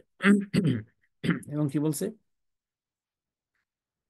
বলছে যে from the date of such alteration, যখন অল্টারেশন হয়ে যাবে, the company ceases to be private company, তখন আর সে প্রাইভেট কোম্পানি থাকবে না, এবং is required within a period of 30 days, 30 দিনের মধ্যে কবে থেকে, যেদিন থেকে আপনি পরিবর্তন করলেন, file with the register, register মানে register of joint company and firms, RJC register সাহেব, either a prospectus or a statement in lieu of prospectus. তাহলে ওইটা করে কিন্তু ওটাও জমা দেওয়া লাগবে, সাথে জমা দিবে উইথ একটা এই যে statement in lieu of prospectus. Prospectus কেন না, সাধারণত সবাই পাবলিক করেই একটা প্রসপেক্টাস তৈরি করে না।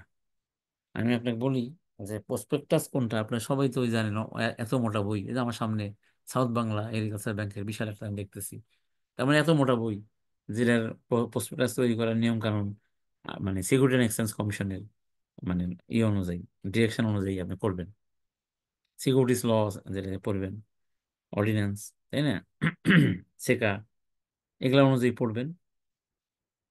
সেই অনুযায়ী প্রসপেক্টাস করতে হবে, অনেক বড়। সেখানে কি নিয়োগ দিতে হবে আপনাদের? আন্ডাররাইটার নিয়োগ দিতে হবে, এবং তার আগে নিয়োগ দিতে হবে কি? Issue manager. তো সেগুলো তো আছেই। তো সেগুলো অনেক বড় কাজ বলে সবাই করে কি জানেন? প্রসপেক্টাস না করে তাহার পরিবর্তে একটা বিবৃতি দেয়, statement in lieu of prospectus. In Liu মানে পরিবর্তে, in lieu of prospectus A statement আছে, কোম্পানি আইনের শেষে আছে। তো সেইটা পূরণ করে সেইটা ওই জমা দিয়ে দেন। কেন জমা দিলেন? যেহেতু আপনি পাবলিক হয়ে যাচ্ছেন, আগে তো ছিল প্রাইভেট, এখন হয়ে যাচ্ছেন পাবলিক। তাইলে আপনি কি করলেন, প্রথমে হলো প্রসপেক্টাস, সরি, প্রথমে হলো আপনার আর্টিকেলসটাকে চেঞ্জ করলেন, তারপরে কি করলেন,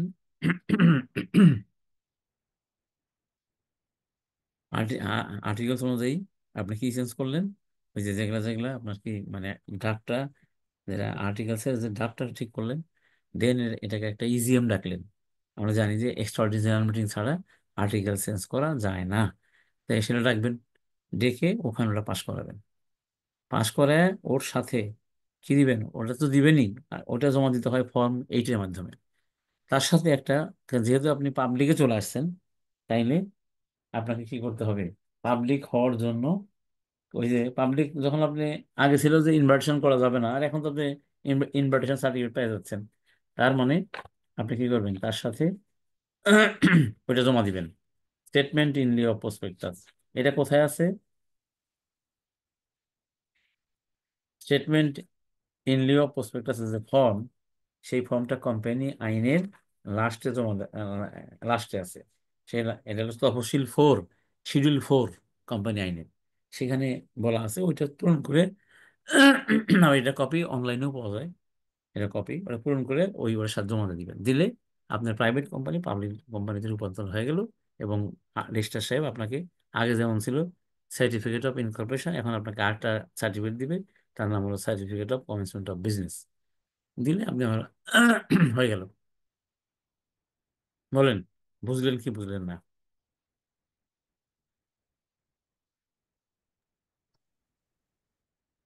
বলেন, শুনি।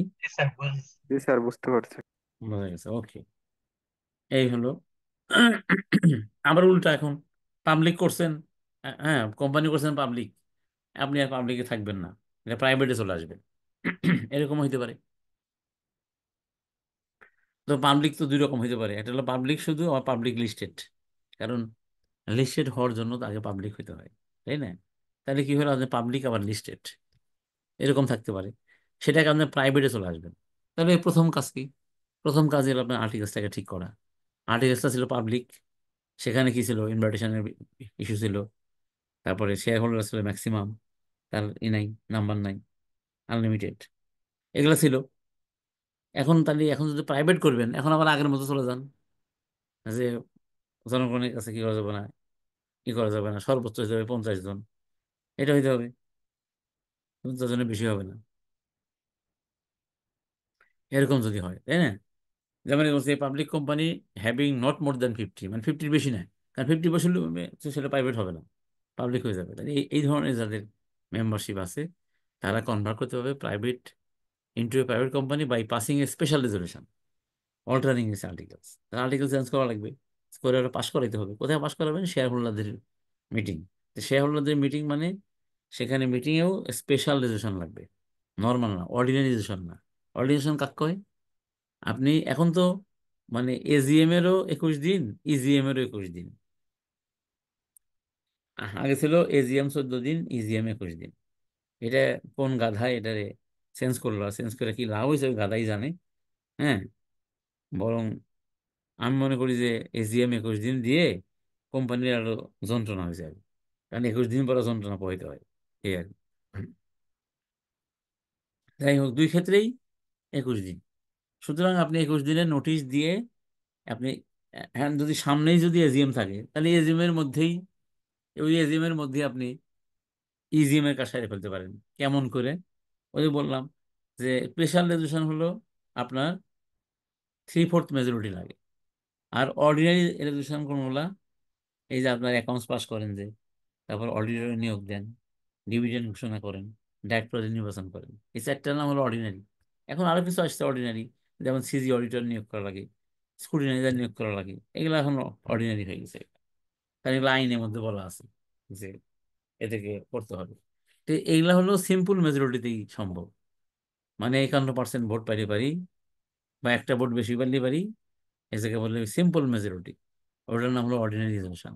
আর যখন 3/4 মেজরিটি, তখন তার নাম হলো স্পেশাল রেজলিউশন। সুতরাং একটা মিটিং সামনে যদি দেখেন আপনার কি থাকে, এজিএম থাকে, এজিএম তো বছরে একবার হয়, সামনেই হবে, তাই আর দরকার নাই ইজিএম কতক্ষণ, আর যদি না হয় আলাদা ইজিএম ডাকতে হবে, ডেকে আপনার ওই পাবলিকের যে বৈশিষ্ট্য এখন চেঞ্জ করে এখন প্রাইভেটের বৈশিষ্ট্য নিয়ে আসবেন। নিয়ে আসার পরে আর যদি আপনার শেয়ার যদি স্টক এক্সচেঞ্জে কি থাকে, লিস্টেড থাকে, তাহলে সেখান থেকে ডিলিস্ট করা লাগবে।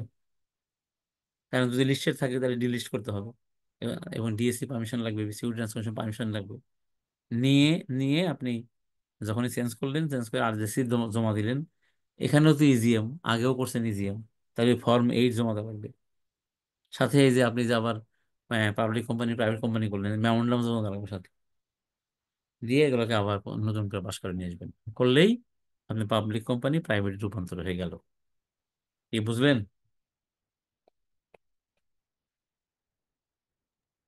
জি স্যার। বুঝতে পারছেন? ওকে। আমরা স্যার কিছু কোর্স, স্যার হ্যাঁ অর্ডিনারি রেজলিউশন আর স্পেশাল রেজলিউশন এই দুইটা যদি একটু আরেকবার বলুন। আগে বলবো। হ্যাঁ, বলতেছি যে অর্ডিনেশন হলো সিদ্ধান্ত ওই সমস্ত সিদ্ধান্ত যেগুলো সিম্পল মেজরিটিতে হয়ে যায়, 51% ভোটলি হয়ে যায়। বা ধরেন 100টা আছে, 51টা একদিকে, 50টা একদিকে, তার মানে 51 যেদিকে সেদিকে, মানে সিম্পল মেজরিটিতে হয়। এগুলো হলো অর্ডিনারি রেজলিউশন, সাধারণ সিদ্ধান্ত। এবং যেগুলো আইন বলছেন যে আপনি করতে হবে, সাধারণভাবে করতে হবে, সাধারণত এগুলো হলো সিম্পল মেজরিটি হয়। আর যেগুলা স্পেশালাইজেশন হলো, যেগুলো 3/4 মেজরিটি লাগে, ধরেন যত লোক আছে তার 75% লোক যদি ভোট দেয়, তাহলে সেটা হলো মানে ইয়ে আর কি, স্পেশালাইজেশন। বুঝতে পারলেন? জি স্যার, ধন্যবাদ। ওকে, আমরা কিছু কোশ্চেন অ্যান্সার লিখি, যেগুলো আসলে আপনারা বুঝতে পারেন কিনা।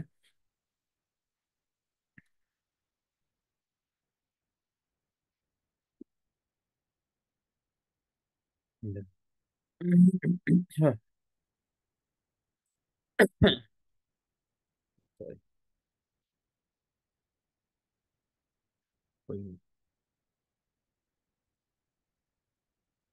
এই যেখানে, হ্যাঁ,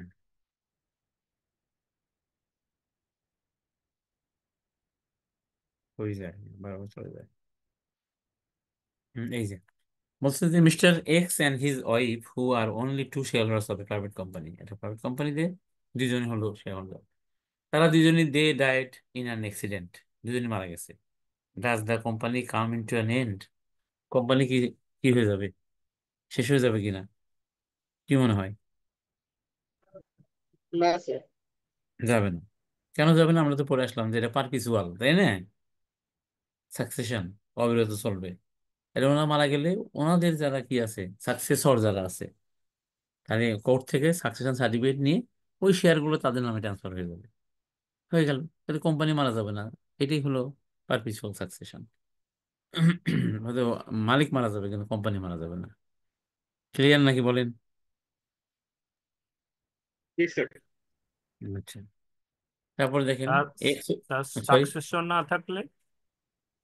সাকসেশন না থাকলে তো আপনাকে, কিন্তু আপনাকে থাকতে হবে। না থাকলে কিছু নাই, আপনি বের করতে হবে। তখন আপনি ওনারা যে মারা গেছে ওর সার্টিফিকেট নিয়ে, তারপরে আপনার ওই যে ইয়ে থেকে, কমিশনার অফিস থেকে সার্টিফিকেট নিয়ে আপনাকে কোর্টে যেতে হবে, যে ওটা বের করতে হবে। না থাকলে হবে না। ওটাই তো ইয়ে কি, লিগ্যাল ডকুমেন্ট, যে আপনি মুসলিম ল অনুযায়ী বা হিন্দু ল অনুযায়ী আপনি, মানে আপনার বাবা মার কত অংশ আপনি পাবেন, আর বোন কত পাবে, আপনি কত পাবেন, সেই অনুযায়ী ওখান থেকে আসবে। আসলে সেটা অনুযায়ী শেয়ার ট্রান্সফার হয়ে যাবে। ক্লিয়ার? জি স্যার। আচ্ছা, এবার আসেন। In XYZ private company limited it was found that there are in fact 54 member. আসলে 54 জন মেম্বার আছে। তো প্রাইভেট কোম্পানি থেকে 54 জন হতে পারে? না, না স্যার, 50। 50 জন। আচ্ছা। আচ্ছা, কিন্তু অন অ্যান ইনকোয়ারি করে দেখা গেল ইট ওয়াজ ascertain that 6 of the such members are employees of the company। হ্যাঁ, তাহলে 6 জন বাদ দেন, তাহলে 48 জন হয়ে গেল। তাহলে ঠিক আছে না? জি স্যার। ঠিক আছে অ্যান্ড তাহলে। দে না, হ্যাভ, ম্যাক্সিমাম। হ্যাঁ ওই তো, তাহলে 54 থেকে 6 বাদ দেন, ওই 6 জন তো গোনার সময় 6 জন বাদ দিয়ে দিতে হবে।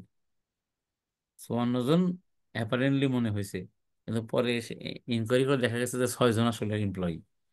এখন হচ্ছে and they have acquired the shares while they were employees of the company.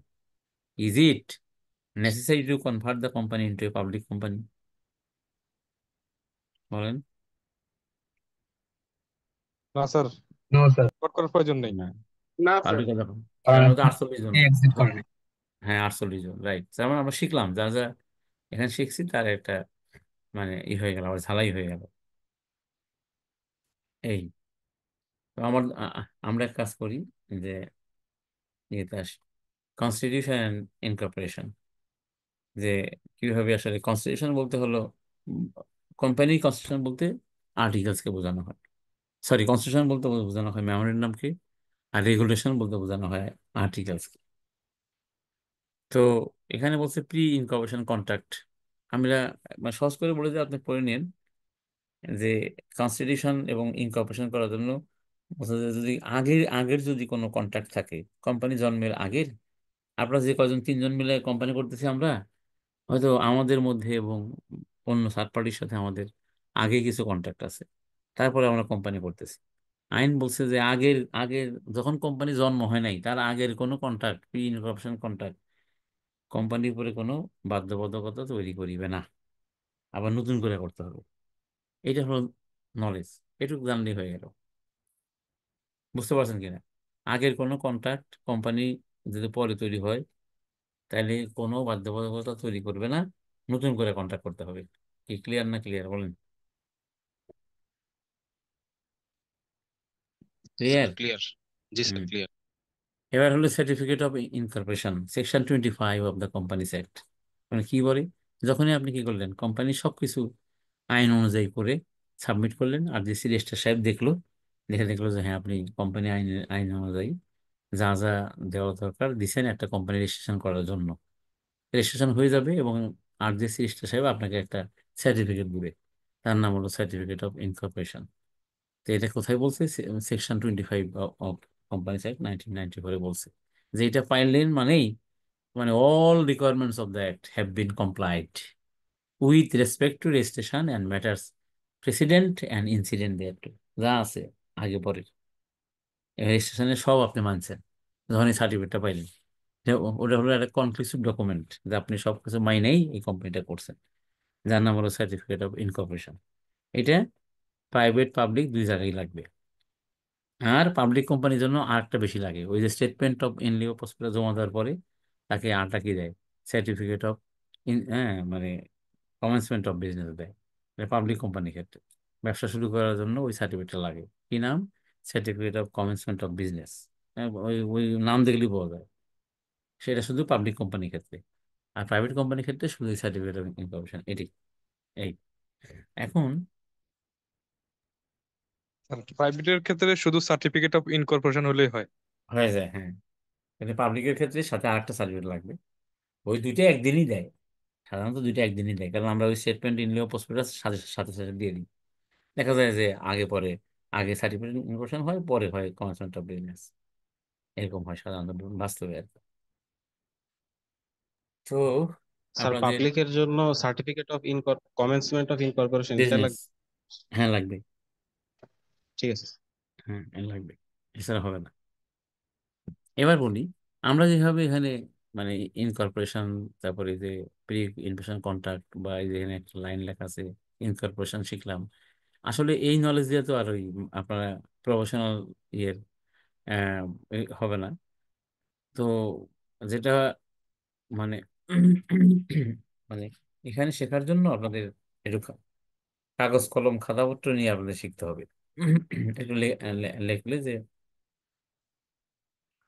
এখানে ফরমেশনের কথা বলা আছে, যে mode of forming incorporation company.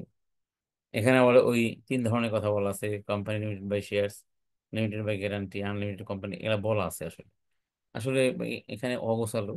কিন্তু আপনি যদি ফরমেশন অফ কোম্পানি বলে আপনাকে, যে বা মানে হাউ টু ইনকর্পোরেট, হ্যাঁ কোম্পানি, এটা যদি বলে তাহলে আপনাকে যেটা প্রথমে বলতে হবে, যে ফার্স্ট স্টেপ হলো যে আপনাকে কি করতে হয়, প্রথমে হলো যে আপনাকে নিতে হবে একটা নেম ক্লিয়ারেন্স নিতে হবে প্রথমে। কোম্পানির নামটা ঠিক করতে হবে প্রথমে, যে কি নামে করতে চান, সেটা একটা নেম ক্লিয়ারেন্স লাগবে 1 নাম্বার। 2, ওই নেম ক্লিয়ারেন্স সহকারে আপনাকে একটা মেমোরেন্ডাম অফ অ্যাসোসিয়েশন এবং আর্টিকেলস অফ অ্যাসোসিয়েশন। কোম্পানি মানেই তো এই দুইটা জিনিস, মেমোরেন্ডাম অফ অ্যাসোসিয়েশন মানে যেখানে উদ্দেশ্য টুদ্দেশ্য সব লেখা থাকে, একটা হলো আর্টিকেলস অফ অ্যাসোসিয়েশন, ওই উদ্দেশ্য কিভাবে বাস্তবায়ন করবেন, তার জন্য ডাইরেক্টর কে হবে, হ্যাঁ অডিটর কে হবে, তাই না? চেয়ারম্যান কে হবে, এমডি কে হবে, এগুলা যেখানে লেখা আছে রেগুলেশনস অফ দ্য কোম্পানি আর কি, তার নাম হলো আর্টিকেলস অফ অ্যাসোসিয়েশন। এটা ড্রাফট করতে হবে। তাহলে ড্রাফটিং অফ, প্রথম নেম ক্লিয়ারেন্স, তারপরে হলো ড্রাফটিং অফ মেমোরেন্ডাম অ্যান্ড মানে আর্টিকেলস অফ অ্যাসোসিয়েশন। এই দুটো জিনিস ড্রাফটিং করা। কারণ ওখানে ড্রাফটিং করতে গেলে তো কোম্পানির নাম দরকার, আর নেম ক্লিয়ারেন্স আগে নেওয়া। তারপরে এটা হলো কি, অনলাইনে সাবমিট করা, আরজিসির অনলাইনে সাবমিট করা। তারপরে সাবমিট করার পরে আপনি ওখানে যখন নেক্সট নেক্সট দিবেন, দিলে পরে ওখান থেকে চলে আসবে ব্যাংকের স্লিপ, অ্যাকনোলেজমেন্ট স্লিপ চলে আসবে। সেই অ্যাকনোলেজমেন্ট স্লিপ অনুযায়ী পেমেন্ট করা সরকারকে। কি পেমেন্ট করা? ওই যে ফাইলিং ফিস, তারপরে stamp fees, registration fees, VAT tax, VAT এগুলো এগুলো দিয়ে অনলাইন থেকে চলে আসে। ওইটা অনুযায়ী সোজা আমরা লিখবো হলো যে পেইং কি রিকুইজিট ফিস। ফিস দেওয়া হলে পরে তারপরে কি হবে, এটা মানে বাস্তবে হলো যে এটা হোল্ড বাই, যার কাছ থাকে তার কাছে যাইতে হয়। এই, তার কিছু টাকা পয়সা নেয়, নিয়ে সে আবার একজনের পাঠায়, হেউ টাকা নেয়, সে আবার একজনের পাঠায়, হেউ টাকা নেয়। টাকা নিয়ে অনলাইনে আপনার কি করে, এগুলো কিন্তু আবার টাকা নেই লেখেন না আবার অনলাইনে বলতেছি বাস্তবে। মানে একজন থেকে আরেকজন, প্রথমে থাকে এক্সামিনার, তারপরে একজন অ্যাসিস্ট্যান্ট স্টাফ বা ডেপুটি মানে ডেপুটি স্টাফ দিয়ে দেয় এটা। অথবা এখন অ্যাসিস্ট্যান্ট স্টাফ দিয়ে দেয়, মানে মানে এক্সামিনারের পরে একজন এর কাছে যায়, যাওয়ার পর আরেকটা কার কাছে যায়, তারপরে যায় হলো এর কাছে, এই অ্যাস্ট্রোনেস্টের কাছে। সে আপনার যে একটা মেইল নাম্বার থাকবে, ওই মেইল নাম্বারে আপনাকে সার্টিফিকেট অফ ইনকর্পোরেশন, তারপরে মেমোরেন্ডাম অফ অ্যাসোসিয়েশন এবং পিডি, পার্টিকুলার্স অফ ডাইরেক্টরস, যা যা ওই অনলাইনে যখন এন্ট্রি দিবেন তখন এগুলো সব তৈরি হয়ে যায়। সেই কপি আপনাকে মেইলে পাঠিয়ে দিবে, ওইটা প্রিন্ট দিয়ে বই বানিয়ে ফেললেন, কোম্পানি হয়ে গেল। কি বুঝতে পারছেন? বোঝা গেছে? জি স্যার। ক্লিয়ার হুম। Sir, clear sir. গুড। হ্যাঁ, গুড। তো এই হলো মানে মূলত মানে আপনি যদি বলেন যে ইনকর্পোরেশন অ্যান্ড ফরমেশন, তাইলে আপনি এই এই পর্যন্ত বললেন যে মোড অফ ফর্মিং ইনকো কোম্পানি, এগুলা মেমোরেন্ডাম অফ অ্যাসোসিয়েশন হয়ে গেল। কিন্তু এখানে আবার দেখতেছি যে এখানে আবার ওই যে চেঞ্জেস অফ, এগুলা আসলে একটু উল্টাপাল্টা আছে। আহ, এখানে আপনাকে দেখতে হবে এই, এটা পড়তে হবে, এটা যে সেকশন 12, তার আগে কিন্তু 11ও আছে। তার আগে 11 কোথায় আছে দেখি, 11 নাই, 11 হয়তো পরে আছে একটু, এখানে উলট পালট আছে। কিন্তু আপনাদের জন্য ইম্পর্টেন্ট যেগুলো, সেগুলো যদি আমরা বলতে চাই, তাহলে হলো আপনাকে পড়তে হবে হলো সেকশন 5, পড়লেন যে মেমোরেন্ডাম অফ অ্যাসোসিয়েশন কেমন করে হয়। তারপরে আপনাকে যেতে হবে হলো এই 11, 11তে হলো। তার আগে আমরা একটু জেনে নিই যে আসলে এই মেমোরেন্ডাম, আমরা তো বললাম যে নেমপ্লেস নেবেন, তারপরে মেমোরেন্ডামটাকে ড্রাফট করতে হবে। মেমোরেন্ডামটা ড্রাফট করবেন কিভাবে? এখানে বলছে যে section 5 of the companies act 1994 state that the following. কি বলছে? Any 7 or more persons, or where the company to be formed will be a private company, any 2 or more person associated for any lawful purpose may, by subscribing their names to a memorandum of association, and otherwise with the requirements of this act in respect of or registration from registration form and and and registration form and the incorporated company with or without limited liability. That is to say, is a company limited by shares, company limited by guarantee, and unlimited company. এইভাবে একটা memorandum করতে হবে বলছে যে private company হলে কমপক্ষে দুইজন নিয়ে, আর যদি পাবলিক কোম্পানি হয় কমপক্ষে 7 জন নিয়ে আপনাকে একটা মেমোরেন্ডাম করতে হবে, এবং সাবস্ক্রিপশন পেজ থাকবে সেখানে। এখন মেমোরেন্ডাম মধ্যে কি কি থাকে সেটা একটু আগে পড়া লাগছে, আমার পড়া এখানে এর মধ্যে খুব মানে একটু যাওয়া খিচুড়ি, যার জন্য আসলে পড়ানো একটু কঠিন হয়ে যায়। দেখি তো পরে আছে কিনা।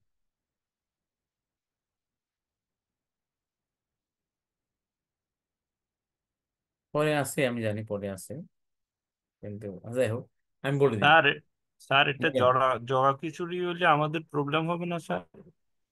না, এই যে মানে এই দেখেন, এখন আপনি মানে আমি প্রবলেম হলে প্রবলেম আমি যেমন দেখেন, আপনি মেমোরেন্ডাম অ্যাসোসিয়েশনটা করতেছেন, 5 বললেন, আচ্ছা 5 একটু বলা হলো ঠিক আছে, তাহলে তো 6, 7, 8-এর মধ্যে তো আপনার আছে যে এই লিমিটেড বাই কোম্পানির মেমোরেন্ডামটা কেমন হয়, সেটা হয়তো এখানে দেখতে হবে, এখানে হয়তো পরে কোথাও আছে।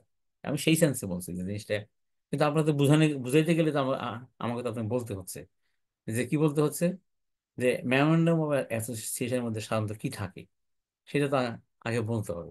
বলার পরে না চেঞ্জের প্রশ্ন আসবে, এই যে কারণে সেকশন 12 তো আসলে এটা যে অল্টারেশন চেঞ্জের মেমোরেন্ডাম, তার আগে তো বলতে হবে যে কি চেঞ্জ করবো আমরা। তাই আমি একটু ধরেন আমি এখন এই যে আনলিমিটেড কোম্পানির নিচে আছি আর কি, এর নিচে আছি এবং সেকশন 12 লেখা তার উপরে আছি, এই ধরে নেন, আসলে উপায় নাই, এখানে আছি কি, এখানে আসবো যে আসলে মেমোরেন্ডাম অফ অ্যাসোসিয়েশনের মধ্যে কি থাকে, আসলে কম্পোনেন্টস অফ, যেটা হলো মেমোরেন্ডাম অফ অ্যাসোসিয়েশন কি থাকে। প্রথমেই লেখা থাকে হলো নেম অফ দ্য কোম্পানি, ওই যে নেম ক্লাস নিলেন, নেম অফ দ্য কোম্পানি থাকে, যার জন্য দেখেন ওই নেমটা কি করবেন, কিভাবে চেঞ্জ করবেন, সেটা কিন্তু আমাদের কোম্পানির 11 সেকশনে বলা আছে। তাহলে 11, তাহলে বলা লাগছিল আগে, এখানে 12 আছে। 12 হলো, এটা হলো মানে এটা হলো অবজেক্টিভ ক্লজ। সেজন্য আগে বলে নিই যে কোনটা কয়টা ক্লজ থাকে, সাধারণত 5টা ক্লজ থাকে। কোথায়? মেমোরেন্ডামের মধ্যে ক্লজ। প্রথমটার নাম হলো নেম ক্লজ, কোম্পানির নাম কি, নাম হইবে এই, হ্যাঁ, মিস্টার XYZ কোম্পানি লিমিটেড, এই আর কি।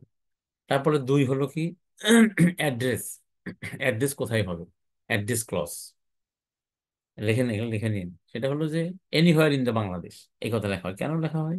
আপনি যদি আজকাল এখানে ঢাকা হইবে, তো কালকে যদি বগুড়া অফিস করেন তখন আর করতে পারবেন না, তখন আবার আবার চেঞ্জ করতে হবে। এই জন্য আমরা বলি যে এনিহোয়ার ইন বাংলাদেশ।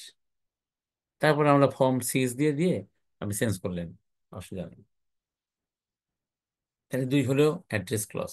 3 হলো অবজেক্টিভ ক্লজ, মানে অবজেক্ট ক্লজ, যেটা উদ্দেশ্য, কোম্পানি কেন হচ্ছে আর কি। তারপরে 4 যা হলো, ওইটা হলো লায়াবিলিটি ক্লজ, ওই liability is limited by share, নাকি liability is limited by guarantee, নাকি আনলিমিটেড কোম্পানি, সেই ক্লজ।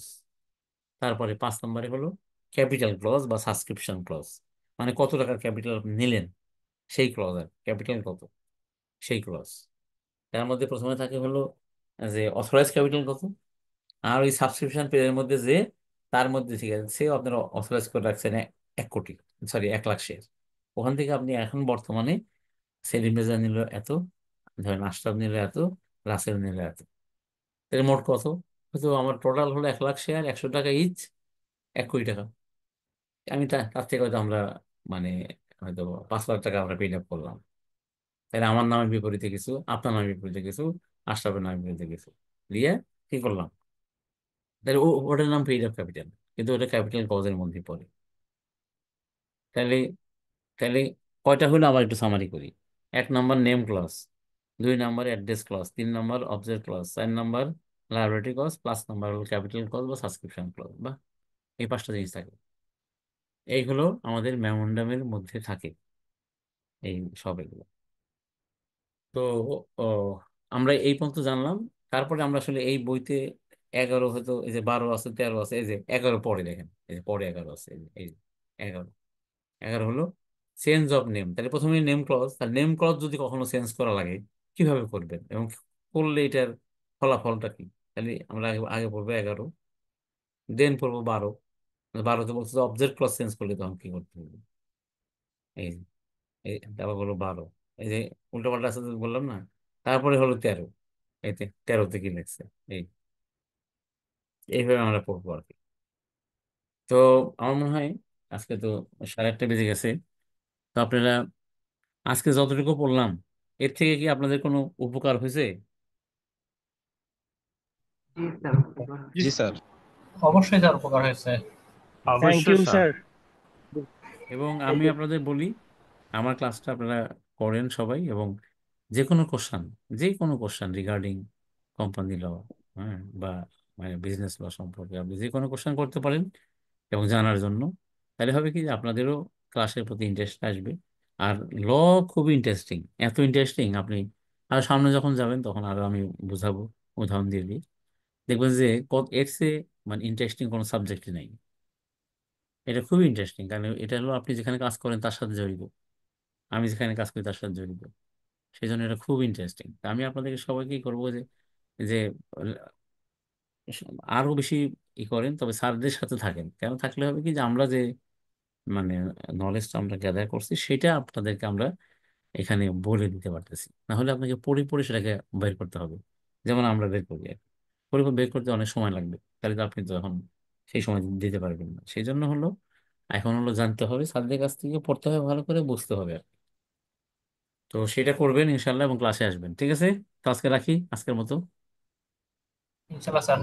জি, পড়ানোর স্যার আসসালামু আলাইকুম। হ্যাঁ, কারো কোনো শেষ কোশ্চেন থাকলে আপনার ইচ্ছা করলে কোশ্চেন করতে পারেন, যদি কারো কিছু থাকে আজকের এর উপরে, বা স্যার যদি মনে সেকশন করেন। স্যার স্যার একটা কোশ্চেন ছিল স্যার। স্যার হ্যাঁ সেকশন হ্যাঁ, 12 তে স্যার কি আছে বললেন স্যার? সেকশন 12টা আমি একটু অবজেক্ট, শুনতে পাই। অবজেক্ট ক্লজ, মানে যেটা হলো ওই যে বললাম 1 2 3, নেম জি জি অ্যাড্রেস, তারপরে অবজেক্ট, উদ্দেশ্য। আচ্ছা হ্যাঁ, আচ্ছা। এইটা সেই পিপিটি উদ্দেশ্যের কিভাবে চেঞ্জ করা যায়, উদ্দেশ্য চেঞ্জ করা যায়, সেগুলো নিয়ে আলোচনা, ঠিক আছে? জি স্যার, থ্যাংক স্যার ইউ। আমার একটু জানার ছিল স্যার, মানে হ্যাঁ, বলেন বলেন। স্যার আমাদের টোটাল সিলেবাসে তো অনেকগুলো ল আছে, তো হ্যাঁ আমাদের এই যে ম্যানুয়ালটা মোস্ট প্রবাবলি যতটুকু মনে হচ্ছে মেইন ল থেকে হ্যাঁ, কাট করে ম্যানুয়ালটা জোরে বলেন না, ম্যানুয়ালটা। হ্যাঁ, মানে ম্যানুয়ালটা যতটুকু মনে হচ্ছে সামারাইজড একটা মানে বুক আর কি, আইনের। তো হুম, আমাদের কি আসলে এই ম্যানুয়ালটাই সাফিসিয়েন্ট নাকি হ্যাঁ এডিশনাল হ্যাঁ, কোনো? এখন ম্যানুয়ালটাই সাফিসিয়েন্ট, মানে ম্যানুয়ালে যা আছে আইটেম সেগুলো পড়লেই হয়ে যায়। আচ্ছা, মানে সবগুলো আইনের জন্য, মানে যতগুলো সবগুলো সিলেবাসের। আইনেরটাই আছে, হ্যাঁ তাই তো দেখি, তাই এখন তো এখান থেকেই হয়ে যায়। আচ্ছা আচ্ছা। তাই তো। পেইড আপ ক্যাপিটাল নিয়ে আরেকটা বললেন। বিষয় স্যার, আরেকটা বিষয় ছিল স্যার, সেটা হলো হ্যাঁ প্রাইভেট লিমিটেড কোম্পানির ক্ষেত্রে সর্বোচ্চ যে সদস্য সংখ্যা, সেক্ষেত্রে আপনার যদি ওই যেটা আপনি এক্সাম্পলে বললেন যে 54 জন ছিল এমপ্লয়ি সহ, হুম সেক্ষেত্রে যদি 6 জন হয় হলো গিয়ে এমপ্লয়ি, আর 48 জন যদি হয় হচ্ছে গিয়ে পেড শেয়ার হোল্ডার, হ্যাঁ, সেক্ষেত্রে আমি যদি হলো গিয়ে 50 জন পর্যন্ত রাখি, অর্থাৎ 2 জন এমপ্লয়ি বাকি 48 জন যদি পেড শেয়ার হোল্ডার রাখি, সেক্ষেত্রে কোনো কোনো সমস্যা প্রবলেম নেই, নেই। কোনো সমস্যা নেই, আচ্ছা আচ্ছা, মানে সর্বোচ্চ 50 জন। কোনো সমস্যা নেই। ও ও প্রক্ষেত্রে তো আপনি সেফ, আরো সেফ, ঠিক আছে? আচ্ছা ঠিক ওকে, আছে, থ্যাংক ইউ স্যার, থ্যাংক জি ওয়েলকাম। তো ঠিক আছে, রাখি তাহলে আজকের মতো। ইউ। জি স্যার, জি স্যার, জি স্যার, ওকে, আসসালামু আলাইকুম। থ্যাংক ইউ স্যার, জি, আসসালামু আলাইকুম। ওয়ালাইকুম আসসালাম। জি, আমাদের আবার দেখা হবে। হ্যাঁ, আমরা বেশি বেশি ক্লাস ইনশাআল্লাহ। করি ইনশাল্লাহ, অসুবিধা নেই, সব সমস্যার সমাধান হয়ে যাবে।